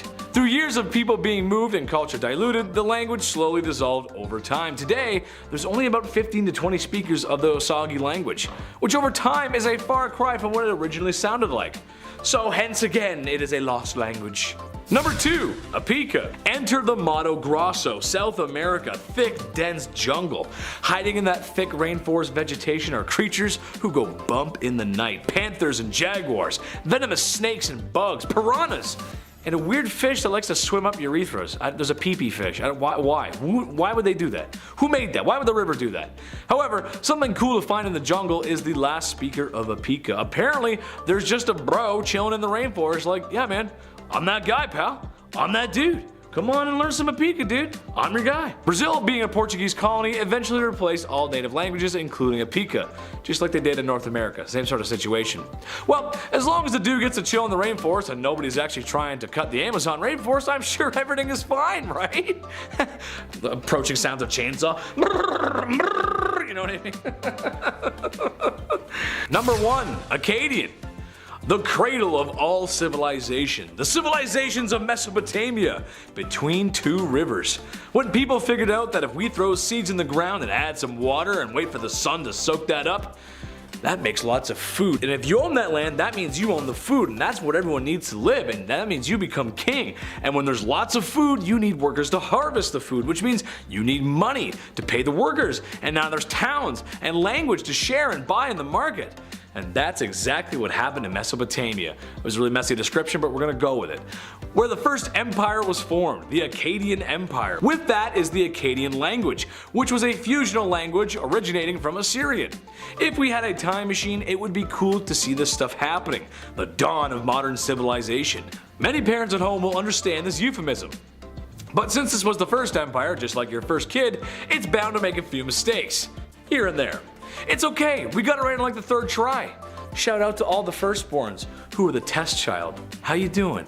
Number 2, Ramses II with a vengeance. As some of you may know, Ramses II was the greatest of the rulers of the 19th dynasty and 2nd longest reigning pharaoh ever. He lived to the age of 90, was an amazing warrior, leading the armies of Egypt by the age of 22, and has literal tons of statues of himself all over Egypt. He is also probably a lot of people's ancestor since he had 96 sons and 60 daughters, approximately. So yeah, it was kind of a big deal in 1881 when archaeologists discovered his mummy with a whole bunch of other ones in a secret chamber at Deir el-Bahari. Originally, Ramses was buried in the Valley of the Kings, as he should have been. But because of the risk of grave robbings, he was moved to a secret chamber. And then, after his discovery and stay at the museum in Cairo, he was moved again in the 70s, when he got a passport to travel to Paris. This guy gets around. Number 9, Rosetta Stone. You're too fine to be laying down in bed alone. I can teach you my language, Rosetta Stone. Man, we all miss the old Drake. Girl, don't tempt me. Anyway, speaking of diamonds in the rough, the Rosetta Stone. Pretty shocking and important find. What is it? Well, basically it's a large stone tablet that has the same paragraph written on it in 3 separate languages. Why is this so important, you may ask? Well, it's basically helped us learn everything we know about ancient Egypt. More specifically, translating Egyptian to Greek and then to English. Or, since it was discovered by some of Napoleon's people and forces, it would have been in French. To put it in modern terms, it's as if you were back in grade 11 reading Shakespeare and not understanding a single word, but then the bully in school finds the cliff notes for Romeo and Juliet and decides to do a nice thing and share them with everybody. Yep, that makes sense. Good euphemism. That's a good one. Number 8. Khufu's ship. When pharaohs passed on into the afterlife, they put a whole whack of stuff inside their tombs that were meant to come with them into the next plane of existence. It's why we see the mummified versions of their favorite cats and dogs, favorite foods, and tons of treasure. Unfortunately, after you're gone and buried, some opportunistic people are gonna bust down your tomb doors and steal all your stuff. I'd like to see those grave robbers steal what Khufu brought with him. In 1954, archaeologists found out that, among other things, Khufu had a 140-foot boat with his name on it, buried in pieces at the base of the Great Pyramid where he was entombed. It was almost perfectly intact, and after digging it out of the ground, they put it on display at the Solar Boat Museum, right next to where it was buried. Hopefully, that's close enough for Khufu to still use it in the afterlife. Number 7. Mummy Workshop. Here's a recent discovery for you. Archaeologists in 2018 discovered a well-preserved embalming workshop complete with labeled oils. Ooh. What's an embalming workshop, you ask? Well, it's the place where kings go to shed a few pounds. Ooh. By that, I mean have their organs removed to be pickled in jars for the afterlife. My favorite part of this process is removing the brain. Cause, you don't need that. Lots of folks walk around without those all the time. Basically, you get a long hook surgical tool and you find the good pink stuff up here through the nose. After stirring the pharaoh's memories like an Italian baker mixing bread dough, you flip the royal over and just let that all drain out until she's empty. I legitimately get queasy when talking about this stuff. That's not a joke. I seriously do. But you know what? I'm glad we found the place, and smarter people than I understand it. All I know is that if an Egyptian embalmer asks you to lick the spoon, you say no. Don't do it. Number 6. Construction Manifest. You know, a lot of people include the Great Pyramids of Giza on their list of Egyptian discoveries. But like, how could you miss them? You know? What stumped people about the pyramids is how they were built. So for our next discovery, how about the discovery of a port in 2013 that had a piece of papyri? Isn't that so much more exciting than a massive 138-meter tall building? The piece of papyri actually was a sort of manifesto for those massive buildings. It basically said the limestone used in the Great Pyramid was shipped from a quarry at Tura to Giza along the Nile River. It also said that it took 4 days, and it talked a little bit about how long Khufu was in charge of Egypt and the guy who was in charge of building the pyramids. See, it's very exciting. Number 5. Short King. Short kings rejoice, for I have found invulnerability, or at least diplomatic immunity. There was a law in Qin Dynasty China that said any man or woman shorter than 5'2" could not be guilty of any crimes. However, I'd like to ask a few questions, so Brianna, that's our lovely editor, she's fantastic, get ready for a speed round of questions. What if you were a kid who was over the height limit and committed these crimes? What if you had lost one of your limbs, thus making your height shorter even though your original height was more than the required height? What if it was a crime from a really long time ago and you shrunk with old age and now you're below the limit even though when the crime was done years ago you were over the limit? What if train A leaves Chicago for Detroit going 60 miles per hour and at the same time on an adjacent track a train leaves Detroit heading for Chicago going 45 miles per hour. Detroit is 280 miles away. So where are they going to meet up? What's going to happen? I don't know. Too many questions. My brain can't handle that. Oh man, too many questions. Number 4. Ladies in Yellow. Venice, 1400s. If the Assassin's Creed series taught me anything, is that it was a great time, and that running on rooftops in a unique white robe was just a part of life. I really miss those games, man. The new ones just, they kind of suck. I mean, we had it all back then. There was Venice recreated in all its glory, shops, stalls, mercenaries, thieves, and of course my favorite, ladies of the evening. In the game, these ladies can be hired to make useful distractions against the lonely Borgia guards. You can identify these ladies as there's a giant glowing emblem above them that says they are for hire. Well, they didn't have that back in the 1400s, obviously, so the business was doing so well, the red light district if you want to call it, that the Venetian government wanted the ladies to wear yellow. You know, in case you have to do any sleuthing about, if you know what I'm saying. Number 3, no armor in Parliament. I guess this makes sense. Back in 1313, it was decided that no man shall wear armor in Parliament. Hard to say that without a British accent, it's fun. Strangely enough, this wasn't changed even though knight's armor kind of became obsolete. So in theory, if you walked into Parliament in knight regalia, maybe minus a sword and or a mace, because you probably wouldn't get very far with that, but you'd be breaking a law regardless just wearing the knight stuff. Supposedly this law has its origins from Edward II being picked on by other barons and nobles. I just think it's a matter of comfort really. Moving is one thing, but imagine sitting in a room with 100 other men and women wearing armor, no windows, and trying to hear a conversation. There'd be a lot of metal clanking, and on a hot summer day, might be a little stinky. Number 2, Napoleon swine.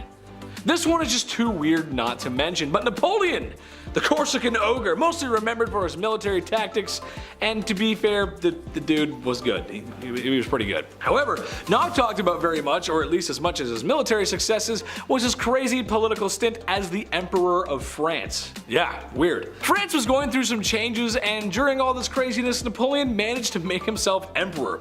And just like the revolution before him tried to give the people power, well, it kind of went to his head. Well, there's a lot of heads and beheading back then. It kind of went to his head, making laws and decrees that were kind of, well, messed up. One such law was to protect his public image. No one was to jest him. Thus, a law was created that no pig shall be named after Napoleon. Okay, fair, but in my opinion, naming anything after the guy who stripped you of your rights and plunged the world into what could be considered one of the first world wars ever, well, that's the last thing I'd want to name anything. Yeah, I wouldn't want that. I see you're drinking 1%. Is that because you think you're fat? Number 1, punishment of the sack. I just had to put this one in here. Sort of a law, but more of a punishment that fits the law, but it's all intertwined, it makes sense, and it's just cool for number 1. Basically, back in Roman times, life was good. They had so much time to think. Think about the sun, the moon, and the stars. Oh, beautiful, gorgeous. Well, they also had time to think about this really creative punishment. Ponina culi, or culi. Ponina culi. I'm not sure if I'm saying that right. My Latin's not that great. Or penalty of the sack. Basically, you get a big sack. You blindfold your perpetrator. You then throw in a dog, a monkey, a snake, a chicken. This sack of fun then gets thrown into a deep body of water. Thus, the show begins. Now, I can't even imagine the foulness of what would happen inside that sack. So, to avoid this, I will behave myself. No need to put me in the timeout corner. Plus, Saul Goodman's my lawyer. He's my friend. He can get me on anything. Well, except maybe a sack full of crazy screaming animals. That would be a horrible way to not live anymore. That would be pretty bad. Kicking off the list at number 10, Alexander the Great's friend. Okay, we didn't find Alexander the Great, but we did find the tomb of somebody close to him. That's exciting. That means we're getting close. Back in 2012, over in Greece, archaeologists discovered a tomb that of course dates back to the time of Alexander himself. Now this tomb, the Casa tomb, as they're referring to it as, is beautiful. It's full of scenes, these painted scenes of Greek mythology. Whoever was buried here got a mosaic, so they must have been pretty important. They got pillars too, the whole shebang. It's gorgeous. So far they found 5 bodies, but research was halted due to Greece's financial crisis. So are there more? Probably. Can we find any soon? No, probably not. Probably not our priority at this point, but it's good to know we're close. Number 9, 2-person tombs. Alrighty, time to get cozy for this one. All around the world, there have only been a handful of 2-person tombs ever discovered. And they're exactly what they sound like. This is the only one in Poland. Back in 2015, archaeologists discovered this 2,000-year-old necropolis. This thing's been sitting there for centuries, just at peace. And then humans came along just to start poking around. There were around 120 tombs. They were all used from the 1st century to the 3rd. They were used by pre-Warsk people. Romans were running the show at this time. Among these tombs were 2 that stood out. Tombs that archaeologists referred to as princely. Okay. Romans, princes, something's going on. We're close to something. Pre-Worsk culture and Kujawi were in fact Celtic, so their burial process was Celtic as well. It's a little odd. A Stone Age Celtic necropolis in Poland. This truly is a rare find. Sharing a tomb. That's OG. That's like stuff out of The Notebook right there. That's romantic. Two people sharing one tomb. Or it's just a great deal. One of the two. Number 8, the Sitting Man. Okay, of all the tombs to find, this would scare me out of a job. I would never do this again. I would never explore any tomb again if I saw this. Back in 2005, researchers found a Mayan tomb in Honduras from the 5th century, and the body was sitting up. It was on a stool, sitting up.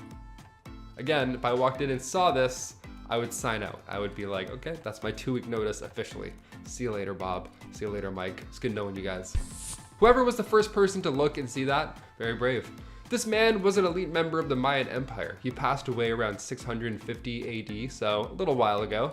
Guy gets propped up in a chair, that's awesome. His legs were crossed, which at the time was quite odd, and he was rocking jade jewelry. The tomb was upright. Now, it's a common fear to be buried alive. I'm definitely one of them. I don't want to be buried at all because, want to make sure, obviously. But in this case, you'd have plenty of room, so I don't know, God forbid, but you'd be okay. These types of tombs are quite rare, but the fact that this one also has somebody sitting cross-legged, that's double rares. 2 rares right there, double the rares. Number 7, romance. Okay, time to get serious for all the romantics out there.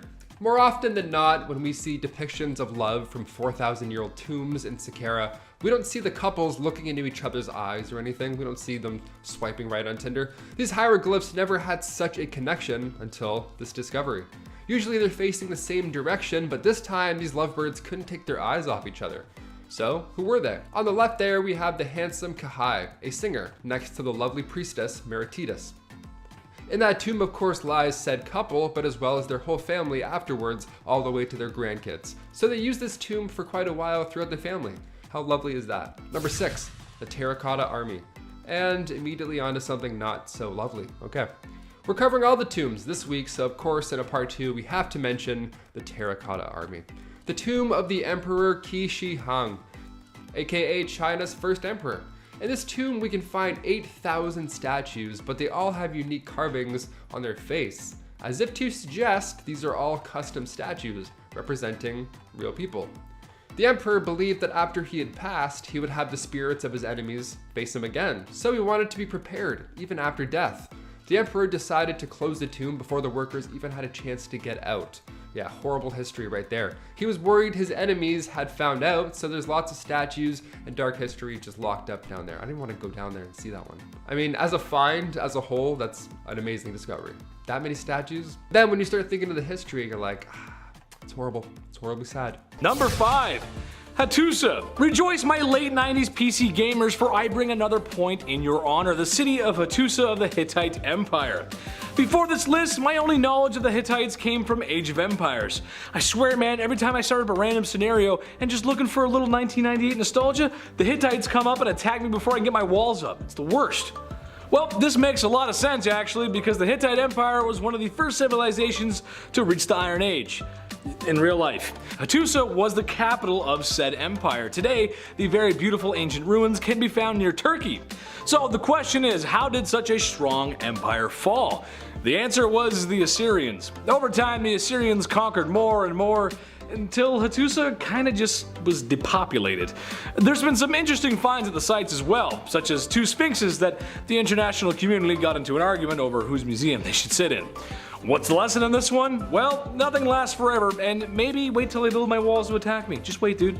Just wait. Number 4, Volubilis. Whoa, what's this? Another World Heritage Site? During the 1st century of both BC and AD, the city of Volubilis in modern-day Morocco was a cultural mixing pot. First settled by the Berbers and eventually became the chief inland city of the Roman Empire province that was located here, which I will totally mess up the pronunciation of, so I'm not going to say it at all. People of both the Islamic and Christian religions would come here trading, living, and creating beautiful mosaics for over 10 centuries, and it became the capital of Idris I, founder of the Idris dynasty. The parts of the city that we have discovered so far include an aqueduct, thermal baths, and a triumphal arch. And they're all in pretty primo condition given all the crazy weather, earthquakes, and multiple different inhabitants over the year. It honestly seems like a place a lot of people should have heard of. Maybe I'm just the only one who hasn't, I don't know. Number 3, Antioch. Boy, lots of learning today, and judging from the comments, you guys like learning from us, so thanks guys, that means a lot, thank you so much. Besides a Monty Python skit about a hand grenade, I hadn't heard about Antioch. Who would have thought? I know. Sometimes referred to as the cradle of Christianity, it played a major role in Christianity and its longevity. Founded by one of Alexander the Great's generals, the city was in a prime location and benefited from all sorts of trade routes, like the Silk Road for example. Surprisingly, the city grew so much it even began to rival Alexandria, with an estimated population of 250,000 at its peak. Whew, that's a lot of people. It was a happening place. Sadly, it pulled a Detroit and went from a very profitable city to, well, not so popular one, as natural disasters like earthquakes and a declining trade made the city a not so happening place. All I know is that you pull the pin and count to 3, not 2, 3, and certainly not 5. I do know that. Number 2, Darren Underground City. Hey, honey, I found a hidden room behind the basement wall, and you're not gonna believe this, but it leads to an 18-story deep 7th or 8th century underground city used by around 20,000 people as a defense against invaders, with ventilation shafts, waterways, stables, churches, and storage. So I think the value of our house just went up. Yes, back in 1963, a local man in Cappadocia, Turkey, who was renovating his house stumbled upon an entrance to this massive underground labyrinth of chambers, shafts, and corridors that goes over 85 meters deep into the ground. It had huge stone doors and everything from schools to wine rooms for people to use as a defense against invasion and religious persecution. We don't actually know which civilization built this city, but it once connected to many other underground cities that have been discovered in the area, with miles-long tunnels. It's honestly the coolest thing I've ever heard of, and I may need to plan a trip. Speaking of, have any of these sites maybe made the travel list for any of you guys? Let me know down below. Number 1, La Venta. Mesoamerica, cool place, lots of treasure, and home of La Venta. These ruins are located in the spicy Mexican state of Tabasco. Constructed by the Olmecs, one of the oldest civilizations in the Americas, La Venta was a civic and ceremonial center. As a ceremonial center, there are tombs, mounds, and ceremonial offerings. Strangely enough, there's a pyramid as well, and some statues that have big head mode cheat enabled. They're big heads. It seems La Venta is a strange mishmash of little sites and artifacts, also including mosaics, altars, and some strange rock formations. All these lovely artifacts were not discovered fully until the 1950s, so makes you wonder what else we've lost of time in that thick jungle. Number 10, Roman laundry detergent. So my washing machine broke this past week, which was a pain in the neck. Worst thing about it was that it broke in the middle of a load, so I had to wash the rest by hand, which made me glad we have washing machines at all. However, the Romans were a little more simplistic with their methods of cleansing the cloth. Apparently, vessels were set out in the streets of Rome for anyone to just walk up to and relieve themselves into, and once full, they'd be taken down to the local laundromat. From there, workers would mix the vats with water and pour the combo onto their patrons' clothes, proceeding to stamp the clothes until clean? Yeah, sure, clean. Number 9.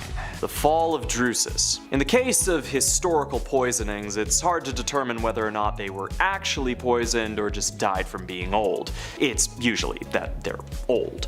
But in the case of Drusus, the evidence was a little bit more clear. See, Drusus Julius Caesar was set to be the heir to Tiberius due to familial relations. His buddy Sejanus would have normally been the one to get the title, but blood is thicker than water. As a result, Sejanus tried to marry his daughter to Drusus' son, but that fell through. Sejanus was still determined to become the heir to Tiberius by whatever means necessary. This led to the two infighting frequently, and Sejanus eventually managed to seduce Drusus' wife, Livilla, who aided him in poisoning her husband, slowly killing him in a way that appeared to be natural, and he got away with it. Sejanus continued to rise to power until his sudden and brutal execution, which was later revealed to be due to someone leaking the truth about his rise to Tiberius. Man, this just needs needs to be a telenovela. Number 8. Decimation. You've likely heard the term before, used to describe the impact of some tragedy or another. However, the word actually has its roots in the Roman military, though its origin is a little different from how you might imagine. See, as I'm sure you know, the Roman military was infamous for its discipline and strategy. But if you've ever worked in any space with more than 10 people, you know it's hard to keep everyone in line. So how did the Romans do it? Simple. If one squad member screws up, the entire unit gets the punishment. Decimation roughly translates to removal of a tenth. The cohort would be divvied up into 10 groups, and each group would draw lots. The group with the shortest straws were then executed by the other 9 by whatever method was determined by their commander. The 9 of the surviving groups were then made to survive off barley, and if they had to relieve themselves, it would be outside of the camp's security. You know what? Maybe the military life just ain't for me. Number 7. The Crassus cocktail. I love a good drink at the end of the day. Just getting a little mix here and there, it's just so fun. Ooh, if it's good, man, just caps off a hard day of work. It seems like Crassus was a man of similar taste, a general and a statesman who'd earned the title the richest man in Rome. Dude ran a bunch of wars, serious campaigns, and his last was against the Parthians, primarily because he was just kind of bent out of shape that the other generals were outshining him in the field. Unfortunately, Crassus's forces were absolutely slaughtered, and when his son Publius ended up being one of the casualties of war, Crassus went to parley. Negotiations went sour, and he and his entire party were wiped out. Apparently, after such a rough day, the Parthians figured that Crassus could use a little something to take the edge off, so they had him take a sip of molten gold. Fun fact, the melting point of gold is about 1064 degrees Celsius. Yeah, that'll have a kick. Number 6. The fall of Emperor Valerian. One of the later emperors of Rome, Valerian rose to power simply and ruled simply. Went to war a few times, killed a bunch of Christians, got beat up by Goths, basic Roman stuff. So when Valerian was captured by Cameo of Shapur I, it boggles the mind why they went as far as they did in making sure that this dude wasn't just defeated, they made sure his entire genetic code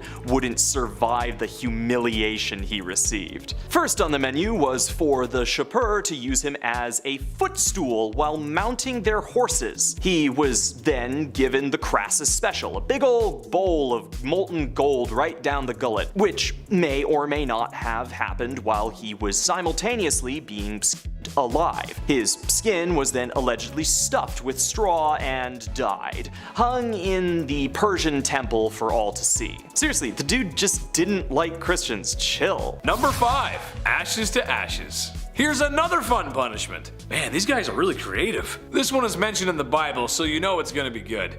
Basically, the Persians built a tower, and it was filled with ash. Drop criminals into the ash tower, or there were 2 large paddles connected to the turning wheels outside that would churn the ash and victim inside, suffocating on the hot ash, making for a hot and dusty storm of hell and unholy foulness I can't even begin to describe. Like most things in history from this time, it has to be taken with a grain of salt. It could be very true, or not so true, as the Persian Empire did not leave us with much, and most knowledge of them comes from Greeks and Greek historians. But like most stories, there's truth in everything, and if that's even close to the truth, well, that's just not right, man. Number 4.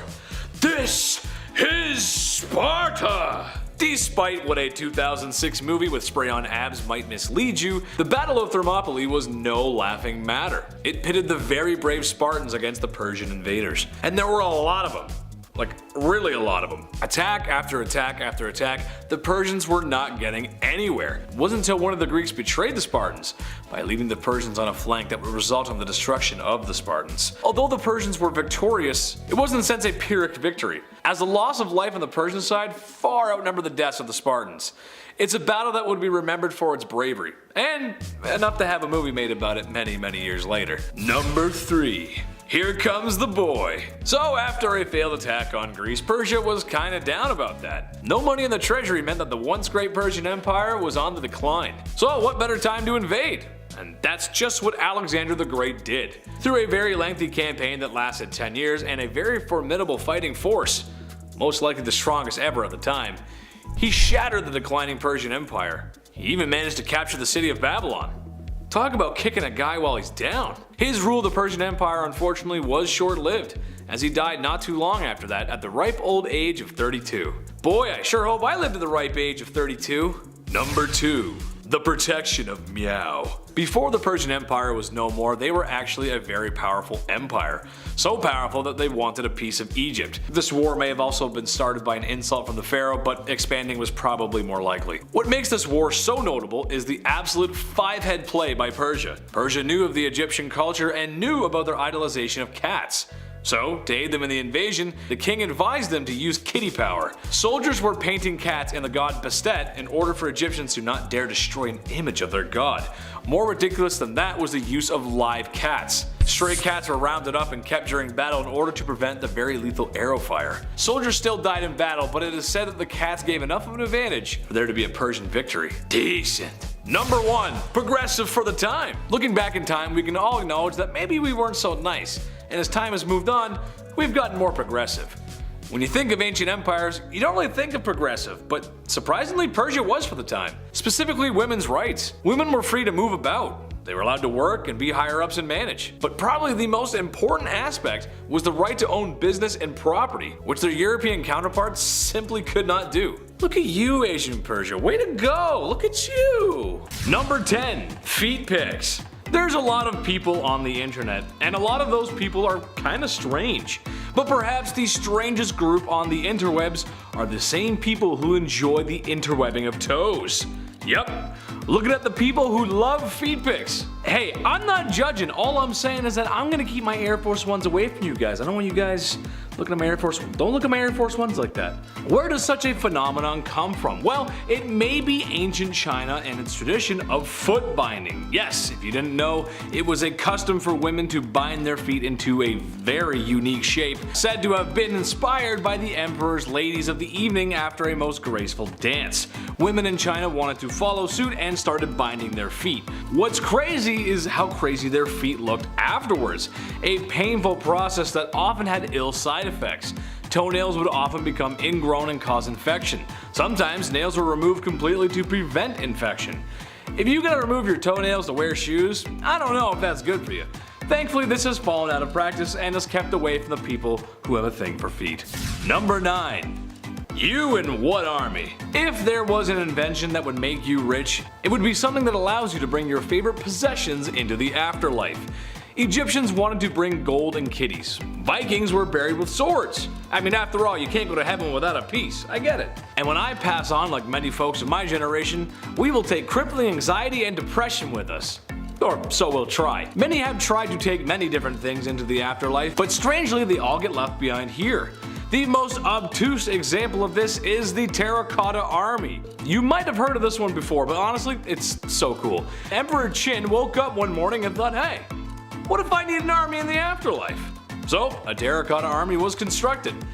I didn't think there was this many, but there's actually over 6,000 life-size terracotta soldiers who originally wielded real swords and blades. Building an army to protect you in the afterlife is a bold move, Emperor. Number 8. Unified workforce. Today it takes a lot of hard work to be next to the president.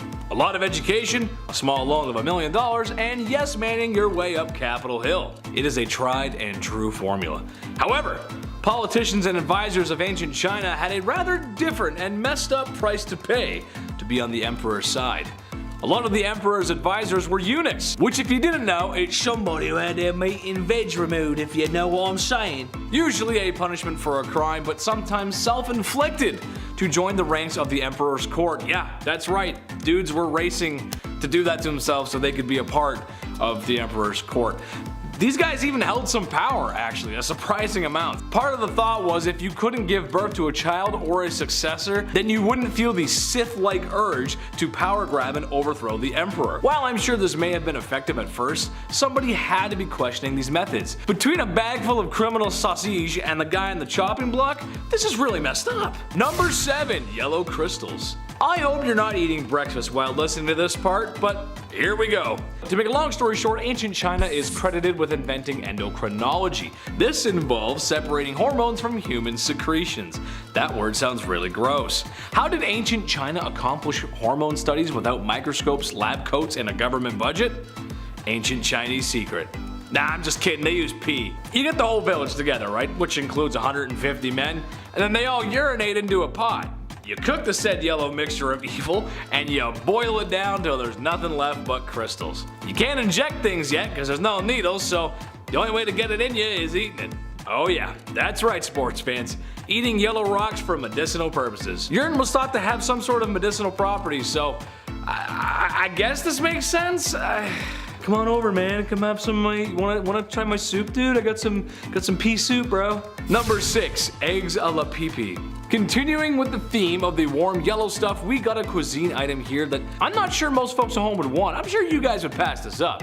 In the ancient city of Dongyang, a delicacy called something that YouTube won't let me say, the recipe goes as follows. Pot of eggs, check. Add some urine from people under the age of 18, and boil. Like mentioned before, the golden liquid is supposed to have some sort of medicinal properties. This is usually the part of the script where after my mildly funny joke, I diffuse the chaos by stating that certain practices like these are no longer done. Went away with the old time, we didn't want it anymore.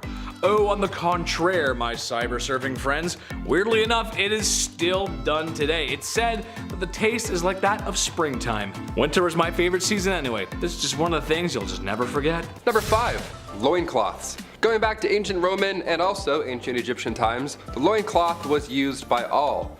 Either that or you would just be naked. I found this neat step-by-step online on how to make your own loincloth, because that's apparently what I do on my free time. Thank you for asking. And it's a bit more complicated than I thought. It's way more complicated than just throwing on sweatpants or even, the towel folds like a toga. This had numerous steps. We don't have a lot of archaeological evidence because these linens barely made it through a decade, let alone all this time. But ancient Romans would use leather to make underwear. That's a fun little fact right there. Hot goat skin wrapped around your waist in the hot sun. We love it. We still use leather today when it comes to undergarments, but I'll let Adam tell you about that one another time. That's more of an at-home one. Number 4, food as medicine. Trying to prevent bad things before they happen, it is a very human skill to have. And when it comes to preventative medicine, the Egyptians had some methods. One more obvious solution is diet. Eating the right stuff truly does help lead to a longer life, but eating the specific right stuff can directly prevent certain issues. As a prime example, the laborers that would build the massive iconic structures we know Egypt for today were kept fed with diets that include a lot of onion, garlic, and radishes.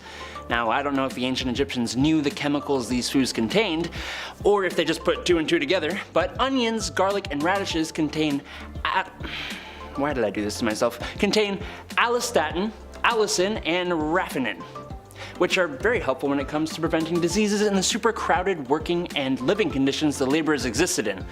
That allicin really helps. Another example would be to cure night blindness. In these circumstances, doctors fed their patients powdered liver, which is rich in vitamin A, which is a vital nutrient for vision. Again, I don't know if they knew it contained that specific thing or if they were just like, I eat liver and I can see better. Discovery! Number 3, acne. Ancient Egyptians came up with an interesting method to getting rid of those pimples. Now, this was long before Dr. Pimple Popper was ever a thing, and physicians back then discussed pimples as such. Ready for this? They called them these elevated spots, with black tops that can plague your skin for 4 to 5 years. But by squeezing said spots, you force out the maggot inside. Yeah, blackheads were referred to as maggots. That's what they thought they were back then. Imagine your partner, hey, can you get this pimple on my back? Yeah, I think I got some maggots, thanks. No thank you. That's pretty horrible. That's a horrible reference. They would refer to severe cases of acne as maggots that lie in a bed of roses. I would faint. I would be so sick. If a physician told me I had maggots that lie in a bed of roses anywhere on my body, I would throw up. I'd pass out. I'd be so upset. Dermatological disorders were thought to be human skin taking on the properties of animals. Yeah, you have common acne? Maybe you're turning into a pigeon. Who knows? Ancient Egyptians would use honey, vinegar, turpentine, and emulsion of bitter almonds, all to get rid of acne. Yeah, sounds like a horrible alternative. I would much rather just have acne. Maggots? Dude, I'm done with this channel. I'm out of here. That's so gross. Number 2, eye makeup. Almost everybody and their mums knows that the Egyptians wore that crazy awesome eye makeup. But what you might not know is that it didn't just serve the purpose of making you look absolutely stunning. No, a lot of these eye makeups were lead-based. Now, that sounds pretty bad. I can't lie. It does. and it likely was for some, but it was possible that it boosted nitric oxide by up to 240% in cultured human skin cells. I don't know what cultured human skin cells means, but that's the quote. If you know, let me know down below. What the heck does nitric oxide do? Well, that I do know. It helps to boost up your immune system to fight diseases, which, guess what? That's pretty important, especially in the marshy areas around the Nile where eye infections are actually pretty darn common. What's cool is that research suggests the Egyptians actually knew that and specifically synthesized the makeup for this purpose. Neat. Finally, number 1, mummification. Back in the day, mummification was common, and even today we're finding more mummies. Like literally last month we just unraveled 6 more. It's crazy. We're uncovering more ancient history, which is great, but how exactly was this process done? We're talking about back maggots and stuff. What did they think about this? How did this even begin to be a thing? Well, it wasn't cheap. For starters, being mummified was reserved for the rich. It's a pretty brutal process as well. What you would do is you would put a hook, they would put a hook in your nose after you'd passed away, and then they would pull out your brain and all that just squishy stuff, just out all through this thing right here. And then they would cut the left side of the stomach open, remove all those goods, all the organs, boom, see ya, gone. And while those are drying, you would put your lungs and liver in jars. And then you would put the heart back in the body. And then you would wash the insides out with wine and spices, all that stuff, turpentine, turpentines, all the timantines, just all in there washing it out. Then you'd cover the body in salt for 70 days. That's a long time. But around day 40, you would stuff it with sand. Now come day 70, finally, that's when you wrap them in the mummy bandages. Then the sarcophagus awaits forever, really. And there's just jars of organs also stored in your burial chamber. Now we don't do it. It's not as fun anymore. We don't put our organs in jars. We don't stuff anyone with sand. We should. You know what? We should bring back mummies. Let's just do it. I think it's time. Yeah. At number 10, Göbekli Tepe. Let's kick off this mysterious list with an archaeological site that completely rewrote the timeline of the Neolithic era. The Neolithic era was the final period of the Stone Age where early humans began the process of domestication of animals and agriculture. For a long time, scientists believed that this era gave way to the process of holding rituals and creating monuments to their beliefs.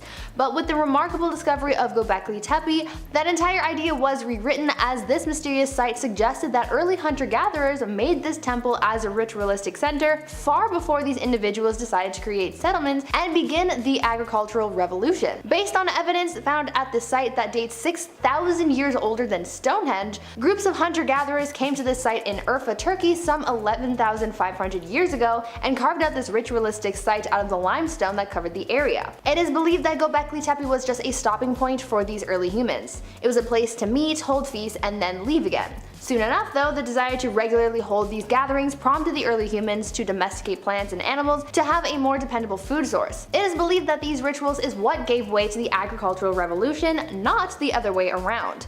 If you've seen any content regarding Göbekli Tepe, then you would know how eerie and mysterious the site looks, and because it's so old, it holds so many secrets that we have yet to uncover. At number 9, Stonehenge. Moving on to another mysterious site built by early humans, we have the famous Stonehenge. This Neolithic monument is one of the most well-known prehistoric sites. The construction of Stonehenge by the ancient humans went in 2 stages. The first monument was an early henge monument built around 5,000 years ago, and the unique stone circle built around it was built in 2500 BCE in the late Neolithic period. Now, even though this prehistoric site is very famous, we still don't have all the answers about this place. Most importantly, what it was built for. There are a number of theories that could explain the purpose of Stonehenge depending on who you ask, but the 3 main theories are that it was a sacred burial ground, a site for celestial alignment, or a place of healing. There's evidence to back these theories up, but no solid answer has been uncovered. The other mystery surrounding this is how on earth did Neolithic people manage to construct something so large with simple tools? It is theorized that the stones from the site were transported from somewhere else, about 32 kilometers away, and it was brought to the site where it was shaped using sarsen and flint hammerstones. Then the stones would be put into pre-excavated holes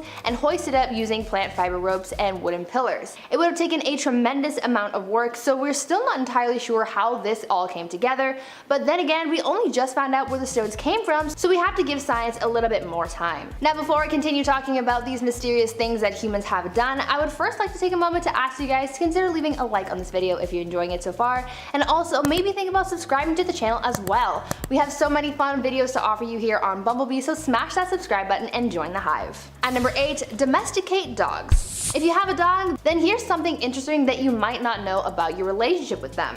You accidentally domesticated them. Well, not you directly, but your early ancestors. Yep, that's right. Ancient humans somehow mysteriously domesticated dogs completely by accident, or so it is said. A lot remains unclear about the domestication of dogs. What we do know is that during the last ice age, ancient humans would feed their meat scraps to dogs, and eventually they became our pals. Dogs split from their wolf ancestors between 27,000 and 40,000 years ago, and the first burial site of a dog that was found was from 14,200 years ago.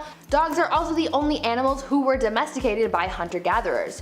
One theory for the domestication of dogs is that they were used to help with hunting, but again, no one really knows for sure. This phenomenon sort of just happened without anybody really trying for a specific outcome. During the time of the last ice age, humans and dogs would have competed for the same meat source, but since humans aren't adapted to eating only meat, then there would have been some left over, and that would have gone out to our soon-to-be furry friends. Eventually, dogs learned that they could get food easily from humans, and so they stuck by our sides. Because all this happened by happy accident, it feels as though dogs were almost destined to be by our sides from the beginning. At number 7, migration. One of the most fascinating yet complex stories about human evolution is our migration. For many groups of early humans, it was easy to leave Africa and go elsewhere. Early on in our history, ancient humans began to migrate to Europe and Asia because they were all connected by land masses, but the mysterious story behind early humans' migration to the land down under is where things start to get very interesting. It is believed that the first settlers of Australia first came from Southeast Asia. Genetic findings show that the earliest indigenous Australians came from somewhere around Asia. These individuals were the ones who took a leap of faith to cross the water and settle in new land that at the time they never knew existed. Their curiosity took them to a new land. Now there are many theories as to how humans got to Australia. Since there's always been water separating the continent from the rest of the world, these early humans would have had to build some kind of ancient boat or raft to get across. Scientists have yet to find evidence to support this theory, since due to rising sea levels on the coast of Asian countries as well as Australia, if these ancient boats or rafts were still there, they would either be too far underwater to find or completely degraded. For now, all we have to go off is theories and ideas, so the story of how humans got to these new places remains a mystery. At number 6, cave paintings. I think that out of all the things left behind by our ancient ancestors, cave paintings are some of the most mysterious. So many archaic art pieces have been found by scientists over the years, from statues to ceremonial pieces, but cave paintings are by far the most interesting, at least in my opinion. Much like modern art, it is all up to interpretation, especially since the artists who created these cave masterpieces are long gone. Some of the most mysterious cave paintings are ones that depict some kind of alien life forms. Yes, that's right, I said aliens. Even back in the days of early humans, Homo sapiens have been looking to the stars or even having their own encounters with extraterrestrials. One such depiction of alien life comes from the Wandjina cave paintings. These eerie looking paintings depict these sky beings, as they were called. These beings are depicted with white faces devoid of a mouth, large black eyes, and a head surrounded by a halo or some kind of helmet.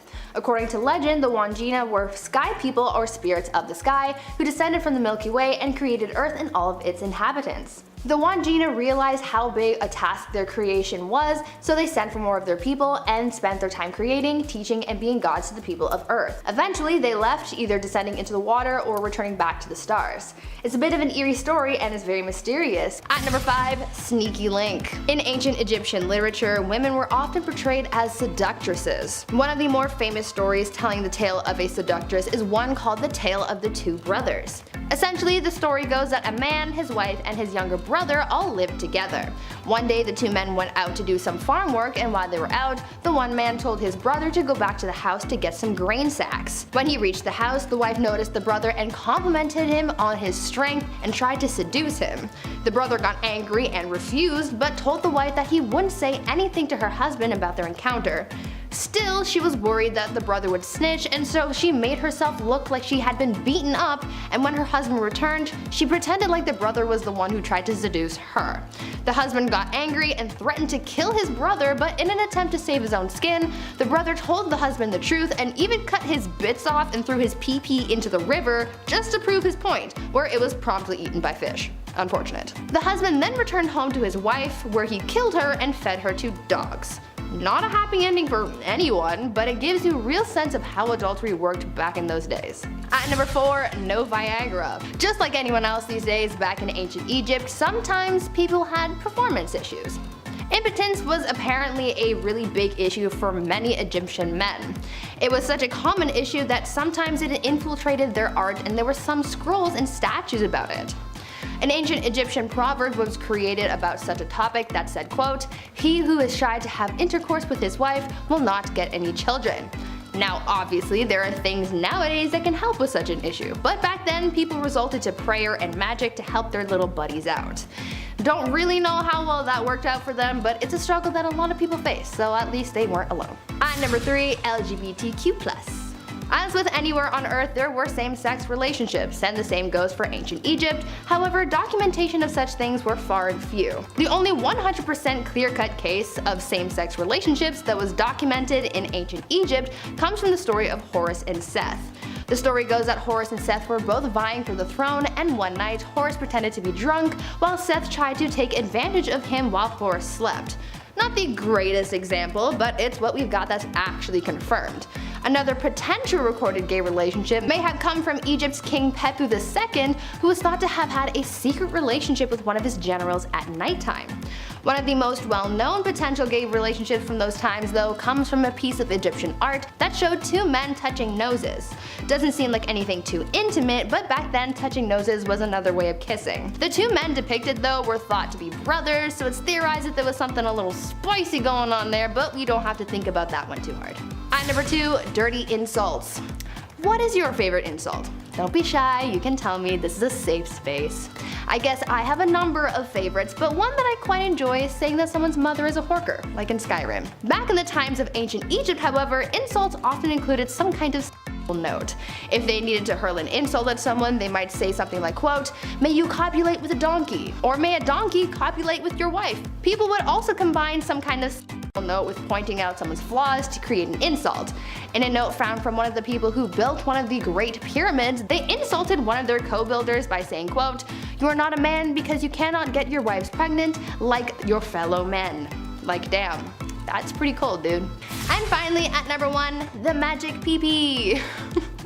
Now, I had to save this next fact for our number 1 spot because it's probably one of the most bizarre things that I've ever learned about ancient Egypt. The Egyptian god Min was the male fertility god, and let's just say that he was quite unique. He was known for his bold feathered headdress and the fact that his loincloth snake was always being charmed, if you get what I'm saying. Men suffering from impotence would make offerings to him to help them with their fertility problems. Even to this day, figures of the god Min are used in magic rites. Men and women still visit the ancient temples to find figures of the god and literally rub his to overcome their problems. Sounds strange, but apparently so many people have done it that the stone that it's carved into has become worn down or darkened from how many hands have touched it. Now I can only imagine what this god's body count was. Number 10. Suck on a clove. Bad oral hygiene was not permitted back in ancient China. Bad breath, even less so. For example, if you were going to be seeing the emperor, it was required that you suck on a clove beforehand to make your breath all nice and fresh, just in case. I think I'm going to use that as an insult. I'm not going to say it again because I feel like, no. Yes, I like this. Other than breath fresheners, the ancient Chinese used primitive toothbrushes made of willow branches that were rinsed clean and then chewed to make all hairy and stuff. And then dipped in some of this tooth cleaning powder made of a bunch of different ingredients like pork teeth, saponin, ginger, cooked Remina glutinosa, mulu, eclipta, lotus leaf, green salt, and other things I don't want to struggle to pronounce. Okay. Before that though, they would also use salty warm water as a mouthwash, which would make their teeth more firm and help clean them. I actually do this like every once in a while after I brush my teeth too. It's actually really good for your gums. These ancient Chinese knew what was up. Number 9. Bathing. In ancient China, the etiquette of a gentleman demanded that he wash his hands 5 times a day, take a bath every 5th day, and wash his hair every 3rd day. Bathing every day was a bit of a superstitious no-no, started by northern Chinese societies that would actively avoid cold water or bathing in the winter to avoid getting a cold altogether. And not bathing at all was considered barbaric, like those pesky Mongols who hated bathing and who were hated by the Chinese.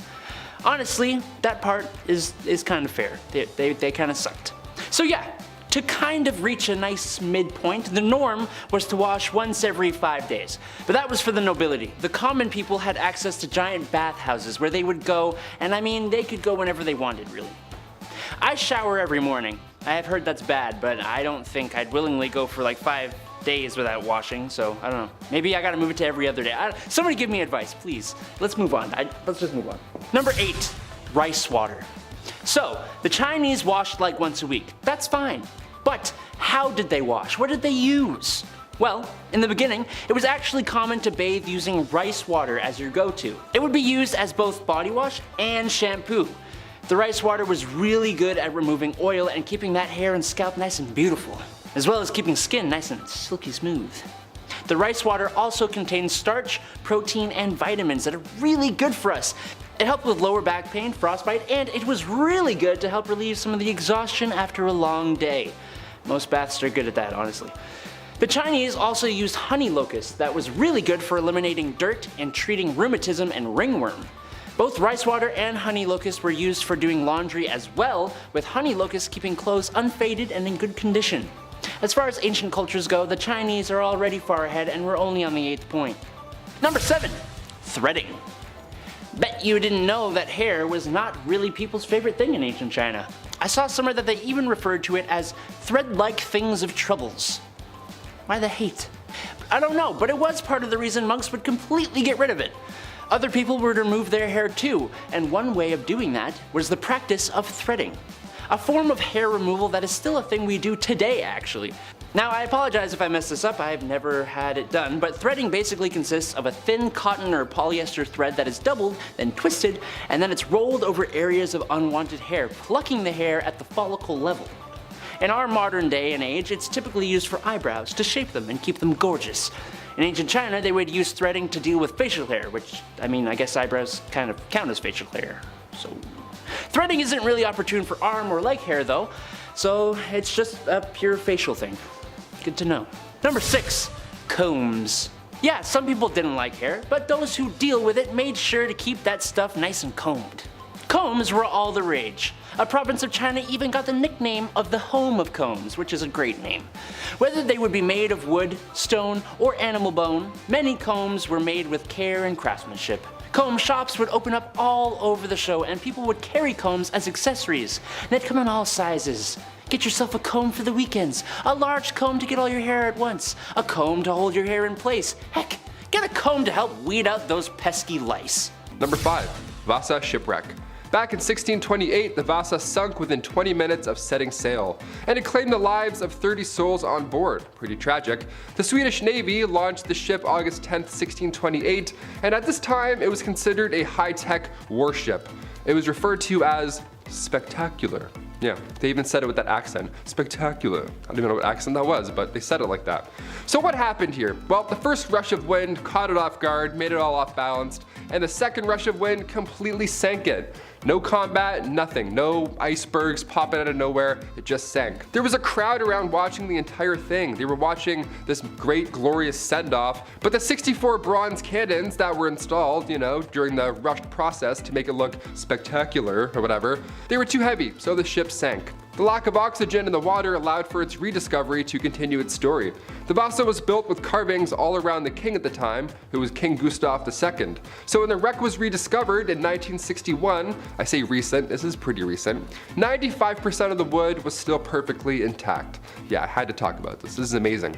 Humans are focusing too much on naval warfare rather than if the ship can actually, stay afloat. I can't tell if this is a curse or just humans being humans. Number 4, Luxor tombs. Oh man, I wish this happened while I was in high school. I would have done so many projects on this as it unfolded. That would have been sweet. Back in 2014, quite recent, archaeologists discovered a 4,000-year-old tomb from the 11th dynasty tucked away in, you guessed it, Luxor, Egypt. That's like the ultimate find right there. A Spanish archaeologist found the tomb belonging to the leader from the 11th dynasty. And it was pretty obvious this was somebody from the royal family. Officials believe the tomb may have been used as a mass grave, due to the large amounts of human remains found inside. That's definitely one way to tell, that's for sure helpful. It's important to note that this tomb had also been used during the 17th dynasty later on, because tools and utensils from that time were also found, that were not in existence from prior. See, humans can share, even mass graves. sometimes. Number 3, cursed tablet. Super recent discovery right here, small but mighty. This tablet comes in at just 2 centimeters by 2 centimeters. Discovered only a month ago in the West Bank, this artifact has historians scratching their heads because it's a couple hundred years older than any Hebrew texts. It predates the Dead Sea Scrolls by 1,350 years. So it's pretty old. The ancient letters meant to call God onto anybody who breaks this curse. This little curse. There's around 40 proto-alphabetic letters, early Hebrew writing, all folded onto this little lead tablet. The fact that this small tablet mentions the curse of Yahweh is pretty alarming. Like, what are the odds that we found this exact part? This sediment comes from excavations done in the 80s on Mount Ebal, so many believe this is from the ancient stone structure Joshua's altar, which is dated around 1200 BC. Yeah, a little tablet from the Mountain of Curses. Yeah, just what we need right now. Awesome. Keep it up, guys. Great work. Number 2, the Dead Sea Scrolls. The Israel Antiquities Authority believe they have found the oldest woven basket in history. This basket comes from the Neolithic period, some 10,000 years ago, which is pretty impressive. This basket is made of woven reeds. It predates pottery in the region, and due to the area's hot, dry climate, the basket was able to stay in remarkable shape all this time. It was a pretty nice find in something called the Cave of Horrors. Yeah, I'm not even making that up. It's called the Cave of Horror. Sorry, correction, horror. One singular horror, not horrors. Back in the 60s, the remains of 40 people were found from a long time before, so it makes sense that they didn't rush back to the cave to search for anything else. Now, cut to March 2021, fragments of a Dead Sea Scroll were found in that same cave, the Cave o' Horror. The writing on the scroll are mostly Greek letters with some in Hebrew. Dead Sea Scrolls in a Cave of Horror. Yeah, sounds like I'm making this up. I wish I was, I'm not. And finally, number 1, ancient Greek shipwreck.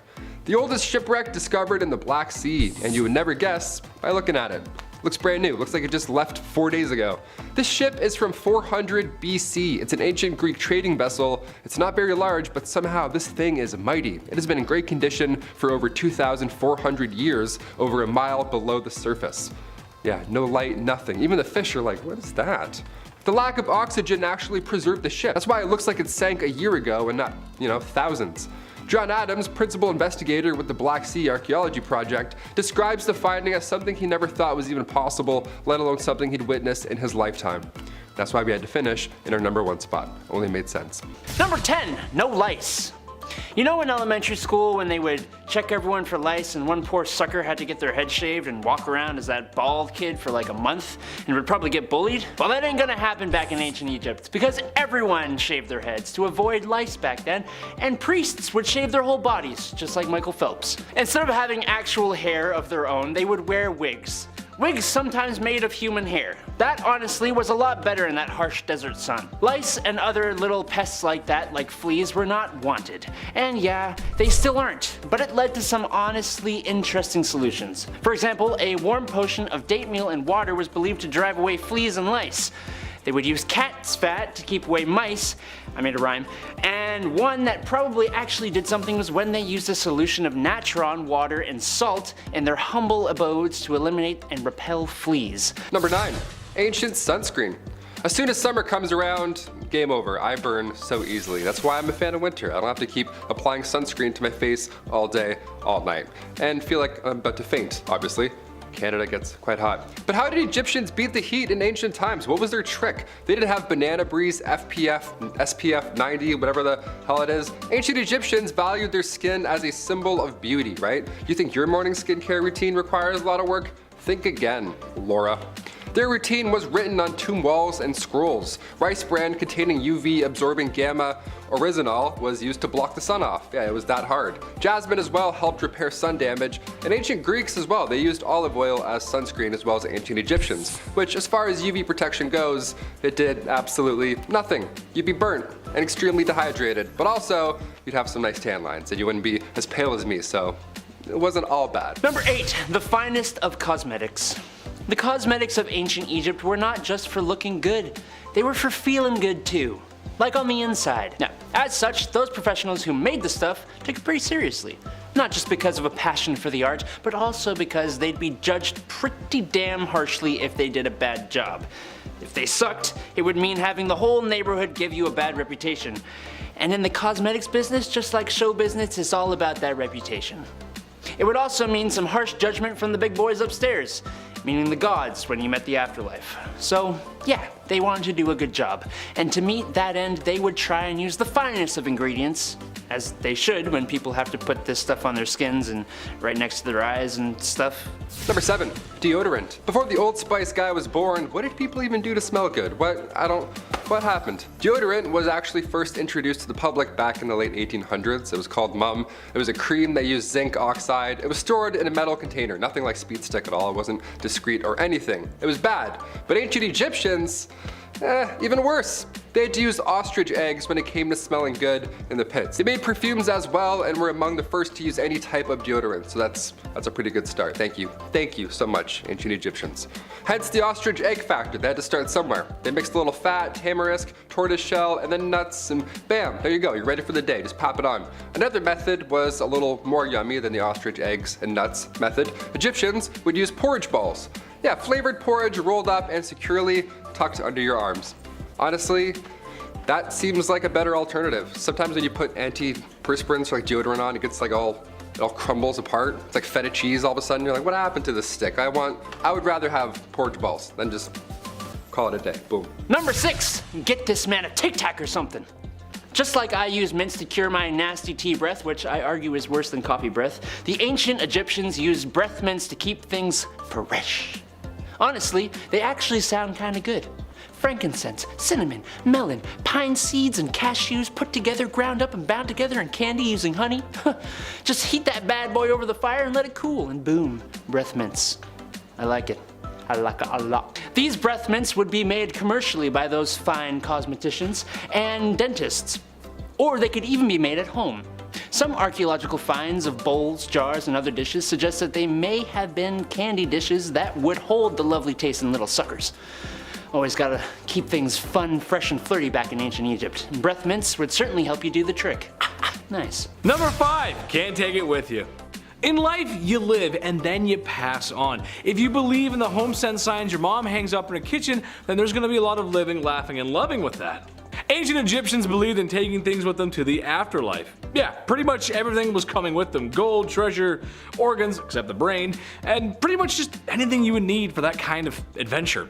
Well, animals were no different. Oftentimes when discovering tombs of kings in the main chamber, or sometimes in their own, were statues of cats and dogs, and naturally, mummified kitties and doggies. Now, I love my pets just as much as the next guy, but a discovery in 2019 revealed a tomb with statues, mummies, and even some preserved crocodiles. Ooh, weird. That's a weird pet. Number 4, Tomb KV5. Sometimes you pass things off without giving them the proper time and attention. Like the fact that your middle toe on one of your feet is a little longer than the same one on the other side, and you're like, it's probably fine, but it's actually a mutation that all of your ancestors had, and it's the reason you can walk faster than everyone else.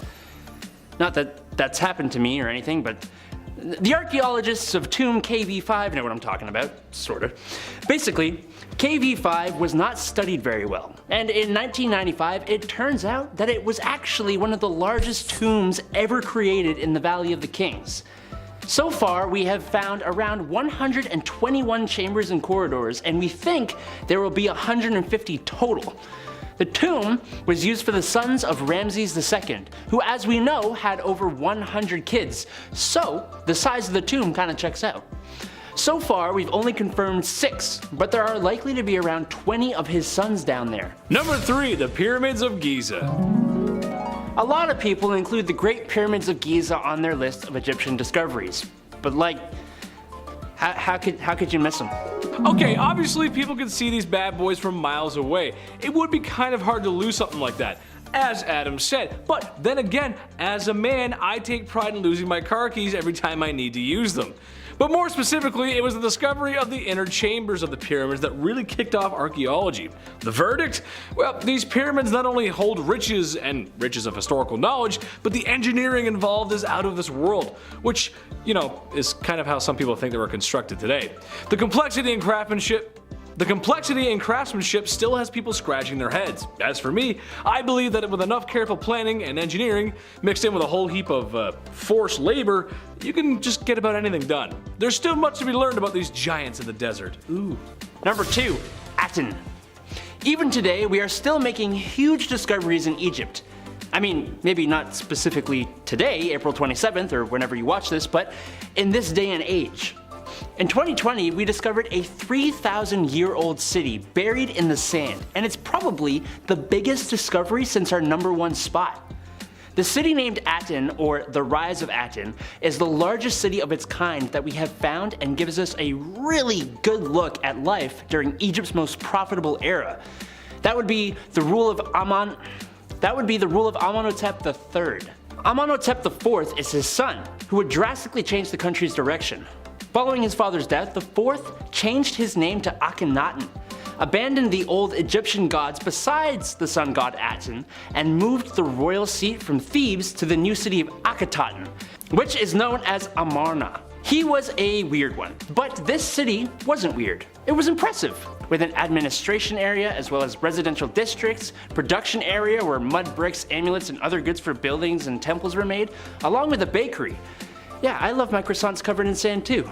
Number 1, King Tut, the man, the myth, the legend. Besides the pyramids, the sand, and the hot sun, nothing is more famous out of Egypt than King Tut. Well, why is this? Is he not just another royal bro who's just big chilling in his tomb? Yeah, sort of, but his tomb is very unique actually. Unfortunately for Egyptians and archaeologists alike, a lot of the tombs have been cleaned out by grave robbers and crooks, some of which are just long gone. The stuff could have been heisted at any point really, we're just not sure. King Tut's tomb, however, was pretty well untouched, and because of this, we got the chance to learn about a king who really didn't do too much. I think the sarcophagus stands out the most, the gold and the blue. It's beautiful, I love it, it's good aesthetic. At number 10, creation. Every religion and civilization from the dawn of humanity has come up with their own unique stories as to how the world was created. Some civilizations have credited aliens, others have credited a benevolent god, and many of these gods have their own unique ways of creating life. Though we've heard stories of gods creating people out of things like corn or mud or just thin air, I don't think these stories could even compare to the ancient Egyptian story of creation. These ancient people believed that their very first god, Atum, created himself. As such, he had no wife and literally no one else to potentially procreate with, and so to create his and thus create humanity, he busted it. Literally. He just gave himself a 1-2 meat massage and boom. Out of that process, he created his kids Shu and Tefnut. A very fitting name if you ask me. This legend, I guess you could say, created the term the god's hand, and this was used to refer to women back in ancient Egypt since Atum's hand played the quote-unquote female role in the creation of his offspring. This term was also carried over into other civilizations like in the Greco-Roman period, so if you ever hear someone say god's hand, now you know where that came from. At number 9, cheating death. These days, if you get caught cheating on your partner, the worst that could happen to you is you break up, or you get a divorce, or maybe even get exposed on social media. But back in the times of ancient Egypt, the punishment for adultery was much worse than having your relationship end. Instead, your life would be the thing that ends. Obviously, in any civilization, any kind of relationship can always happen outside of a marriage. The only varying difference is the punishment for it. For the ancient Egyptians, being caught having an adulterous relationship was punishable by death. Pretty harsh for having a sneaky link, but I guess they took their relationships much more seriously back then. One of the most famous cases of a serial adulterer, if you will, came from a man named Peneb, who was known to sleep with many married women and even had his own son join in on his escapades too. As you can imagine, things didn't really end well for them, so if you ever go back in time to ancient Egypt, just be careful of who you sleep with. Before we continue talking about some of the things that your teachers might not have taught you about ancient Egypt, why not leave a like on this video if you're enjoying it so far, and while you're at it, consider subscribing to the channel to see more videos like this one. At number 8, Ancient WAP. Last year, there was a huge scandal concerning Cardi B and Meg Thee Stallion's song WAP. It's a pretty racy song that had a lot of people up in arms about it, and it was all over the news. I mean, if you ever heard any songs from the early 2000s, then you would know that this kind of musical content really isn't a new thing, and Little songs have been a part of society for a really long time, but it might surprise you to know that they even had some risque songs even back in the times of ancient Egypt. Historians have discovered some of these songs, one of which I can recite to you, and it uses some pretty imaginative wording to describe a woman's body. In an excerpt from said song, it says, quote, "The one, the sister without peer, the handsomest of all. She looks like the rising morning star, at the start of a happy year, shining bright, fair of skin, lovely the look of her eyes, sweet the speech of her lips, she has not a word too much. Upright neck, shining breast, her hair true lapis lazuli, arms surpassing gold, fingers like lotus buds, heavy thighs and narrow waist, her legs parade her beauty. With graceful steps she treads the ground, captures my heart with her movement." End quote. Now, it's no WAP, but for the ancient Egyptians, it was pretty spicy. At number 7, the ancient hub. Back in ancient times, people needed some spicy content to make themselves happy, you know? Before we had OnlyFans and the hub, people in ancient Egypt had their own adult content to enjoy during their alone time. This piece of content was called the Turin Papyrus, and it was essentially just a scroll of a bunch of images on it with people getting busy in some frankly unimaginable positions. Like, I don't know when the Kama Sutra was created, but I feel like the Turin Papyrus certainly gave it a run for its money. The purpose of this papyrus is pretty much unknown, but there are some theories to explain its origin and why it was created, some thinking that it had political ties or something. Either way, historians use this document to further understand times in ancient Egypt. At number 6, magic attraction. You know, we can't always have the best game when it comes to finding a partner. Sometimes it can be hard to get someone to go out with you. Many people just don't give up until they succeed, and sometimes that means that they will go to many lengths just to get a date with their crush. This was seen a lot in ancient Egypt, and at one point in later years of their civilization, they practiced magic to attract the one that they loved. Turns out that they practiced voodoo to get someone interested in them, and it was commonly done by men seeking out the woman of their dreams. In one case of this voodoo for love practice, a man had a magician make a voodoo doll of a woman that he wanted all to himself.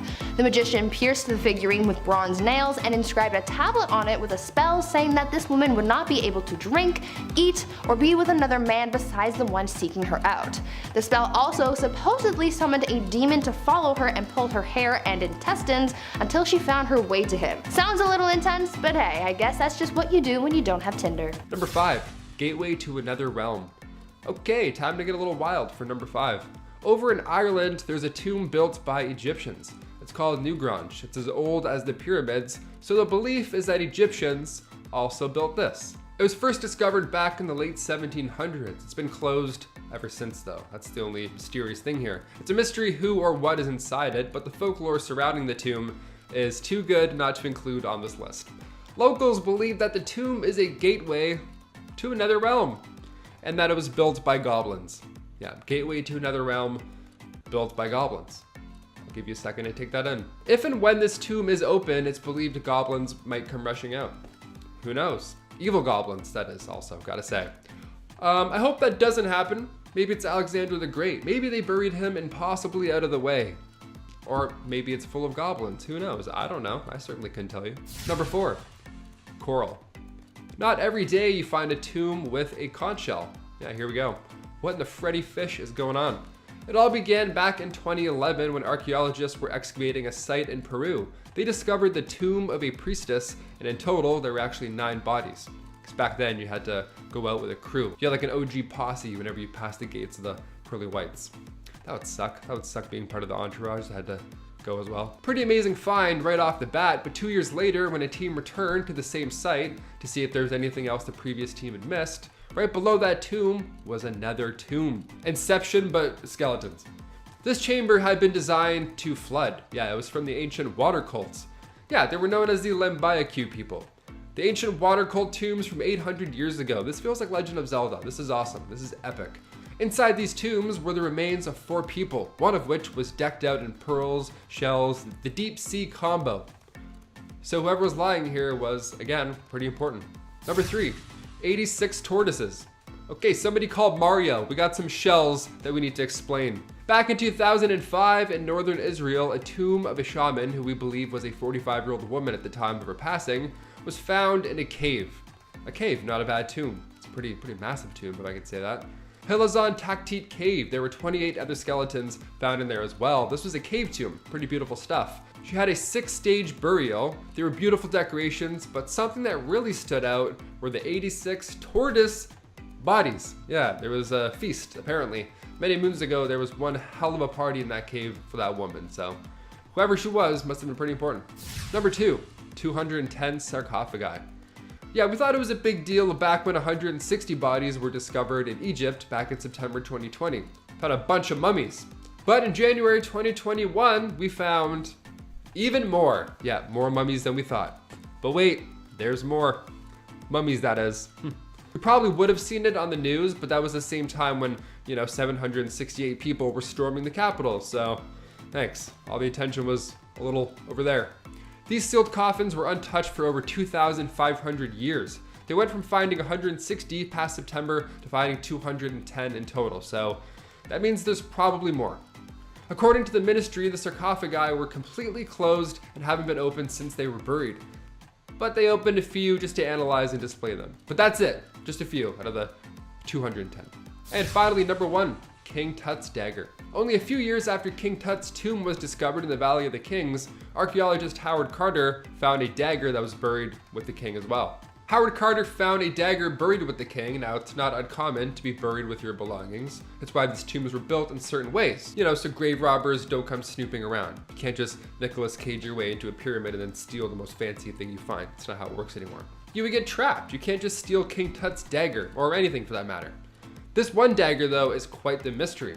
With recent advancements in technology, we were able to use a technique called portable X-ray fluorescence spectrometry, and according to the Journal of Meteorites and Planetary Science, King Tut's dagger is actually made of iron, nickel, and cobalt, suggesting this material at the time probably came from a meteorite. Yeah, when people say that pyramids were built by aliens, we often laugh, but evidence like this just fuels that fire. Yeah, spoiler alert, every rock came from space. I don't know how to tell you this. It's not an alien. An alien didn't huck a dagger into the sands of Egypt. This isn't Transformers 2, okay? Number 10, the sins of our fathers. Law and Order is not just a hit drama from the 90s with a killer soundtrack, but something that started with the civilizations a very long time ago. King Hammurabi and his code of law comes to mind. But today, we're talking about ancient Persia. We're talking about a corrupt judge named Sisimons. After taking a bribe and delivering a not so unbiased verdict, the king found out and was most displeased. This is one of the worst things to do to another human being, but poor Sisimons was flayed. Or in simpler terms, they done skinned that feller alive. To make an unholy situation even more uncomfortable, they made a chair and used his hide as a material and made his son sit in the flesh chair to make his own judgments. Can't help but think that you'd be sitting there all day thinking of dear old dad because you're sitting on top of a chair that's kind of fuzzy, because dad had a lot of back hair. Yikes. Number 9, the annual purge. I don't know about you folks at home, but I love the holiday season. For me specifically, Christmas. And to me, the meaning of Christmas is something less to do with religious background, but just good cheer. Spending time with loved ones and friends, and really enjoying a nice homemade meal. I mean, come on, turkey with the stuffing. Can't go wrong there. And honestly, you can't beat a good stuffing. I love it. But looking back at ancient Persia, there was a different kind of holiday. One that also has its roots in less about religion and more about cold-blooded killings. There were Zoroastrian priests called the Magi, and although they weren't Persian, they were somewhat respected in Persian culture. But when a plot to overthrow the king was enacted, the Persians were not too happy, and slaughtered the people responsible for the coup. But just for good measure, they also slaughtered all the other priests in the palace. Okay, but they might have missed some outside in the city and they had to get them too. You know what, how about every year on this day we go on a Magi hunt? So it became a holiday. Every year on the day of the coup, there was a grand feast and then a hunt for the remaining survivors. That's really comforting, that's nice. Number 8, poaching. It's 2021. We all know it's super uncool to poach. Illegally hunting endangered species for fun, or just one sought after piece of the animal like elephant tusks for ivory. Our Persian friends of the past just might have been partaking in the poaching of rhinos. While in the ancient world the laws of today were not around to protect animals, the reason was still there, and people wanted horns. For some reason, however, people thought that rhino horn held the power to purify water. Thus, it was used to detect poisonous liquids. It's a superstitious belief that actually would be carried on for a very long time. Rhino horn did have other uses in civilizations, but I like to think it was a coolness factor. You can't tell me drinking wine out of a hollowed out horn isn't cool, come on. Number 7, Marvin's room. Hey man, it's okay. We've all been there. We all felt that kind of hurt before. You're drunk, it's 3 a.m. in a big city with lights. She hurt you bad, dude. But you should just call her. Just see if she picks up. Maybe you shouldn't. Maybe you should get really drunk and then come up with a solution and then see if it still sounds like a solid plan in the morning when you're sober. Yeah, when ancient Persians had a big decision to make, they used dad wisdom. Get super drunk and then think about critical events in life that require tough decision making. And when you're sober in the morning, do it drunk, you thought. Being honest was a big part of Persian culture. And when are people at their most honest? So the theory kind of makes sense to me. I just know that when I wake up in the morning after nurturing a case of beer, that last night's thoughts don't always translate well in the morning. Number 6. The land of milk and honey. Another creative punishment for the people who want to lose sleep tonight. A punishment for crimes Persians had come up with was scapism. This is where the Persians would feed a convicted criminal milk and honey. Sounds awesome, right? Well, not exactly. See, they entrapped the person between two boats. And every day they would force feed someone milk and honey. Milk and honey. Milk and honey. Over and over and over again. Also, slathering the mixture of the two on the poor helpless criminal. As time went on, flies and bugs would find themselves interested in a sweet smelling crook. As one must also use the bathroom after all that beautiful rich consumption. A true horror to see, but after enough time, the person who was unlucky enough to be in such a position slowly and painfully died in a bog of their own filth and rodent infested area. Most likely dying of septic shock. I don't even have a joke for this one. This is something that should just be in the next Saw movie. Ugh. Number 5. Lice. Yes, while we're talking about hair care, why not touch on the subject of lice? It's a problem everywhere, not just in your elementary school. Ancient China had lice problems just like ancient Egypt did.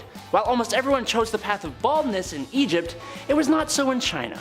No, other than honey locusts and rice water to clean your hair, one of the common practices to deal with lice was to it was to eat the lice that you picked out of your hair.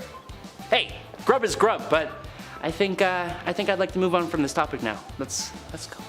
Let's get the heck out. Number 4, poo-poo stick. I'm sorry that we have to talk about this, but actually, you know what? I'm not that sorry. Just as it does now, going to drop the kids off at the pool in ancient China left you with the task of cleaning yourself up afterwards. Wiping your bottom. That's what I'm talking about. Now, they did have paper back in ancient China, like we talked about in our ancient Chinese inventions video, but paper was expensive and the only ones who really used it were the emperor and royalty like him who would use straw paper.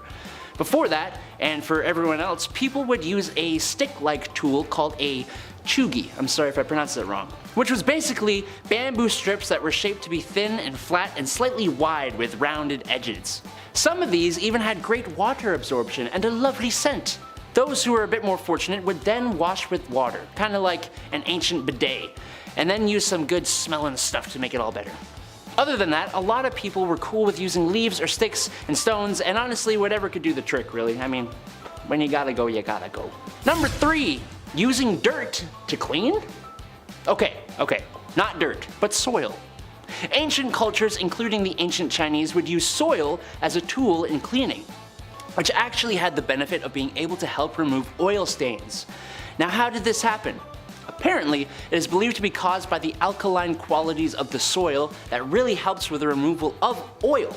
Soil and oil, I did not like that. Which the Chinese actually seemed to figure out how to specifically utilize. The Chinese used a kind of natural alkali to clean their clothes, which evolved to be scented to help keep the clothes nice and funky smelling. The use of this stuff was so popular that there were tons of scented alkali stores that opened up around China, with some even becoming pretty famous. Maybe not unusual, but definitely very interesting and a precursor to modern laundry soaps. Number 2, water purification. Well, this may be considered more of a health thing than a hygiene thing. I mean, I'd argue that hygiene is health, so get at me. The ancient Chinese discovered and made extensive use of groundwater for drinking, and they kept record of how they would keep their wells and well water nice and clean. The construction of the wells was pretty important, with the bottom of the wells regularly being dredged to keep the water clean. The inner walls of the wells were reinforced with ceramic bricks and tiles to stop that pesky soil and other impurities from falling into the water, and the openings of the wells were covered to safeguard against contamination from above the ground. The cleaning of wells was even institutionalized as a feast in some places. So cleaner water and food, it's a win-win. Knowing early on that drinking water could make them pretty sick, the Chinese boiled their water and allowed the sediment to settle before using it for cooking and drinking. They also knew what was up with water. They just knew what was up in general. It's pretty great. Okay, let's move on. I'm talking too much. Number 1, no stink. Smelling funky, fresh, and clean was all the rage, as it should be today too. I ain't trying to be on the subway with a nose full of body odor, just as I wouldn't wish to submit anyone else to that. To be fair, not everyone knows they stanky and some people don't get a choice, but back in ancient China, those who were wealthy enough would spice up their weekly baths with roots, flowers, peppers, ginger, and all that yummy smelling goodness to basically create a lovely smelling cleansing soup to plop themselves into. Women would also carry around aromatic pouches that would just keep a nice smell around them at all times. Those who were not as wealthy would have to find other means to keep things fresh though. One that I'm not too sure would actually help smell-wise was applying their own pee-pee to their pits once a year on New Year's. This was done as a kind of disinfectant. But like I said, I'm not too sure about this one, but if anyone has the knowledge, firsthand or otherwise, keep it to yourself, let me know, like down in the comments. I'm genuinely curious.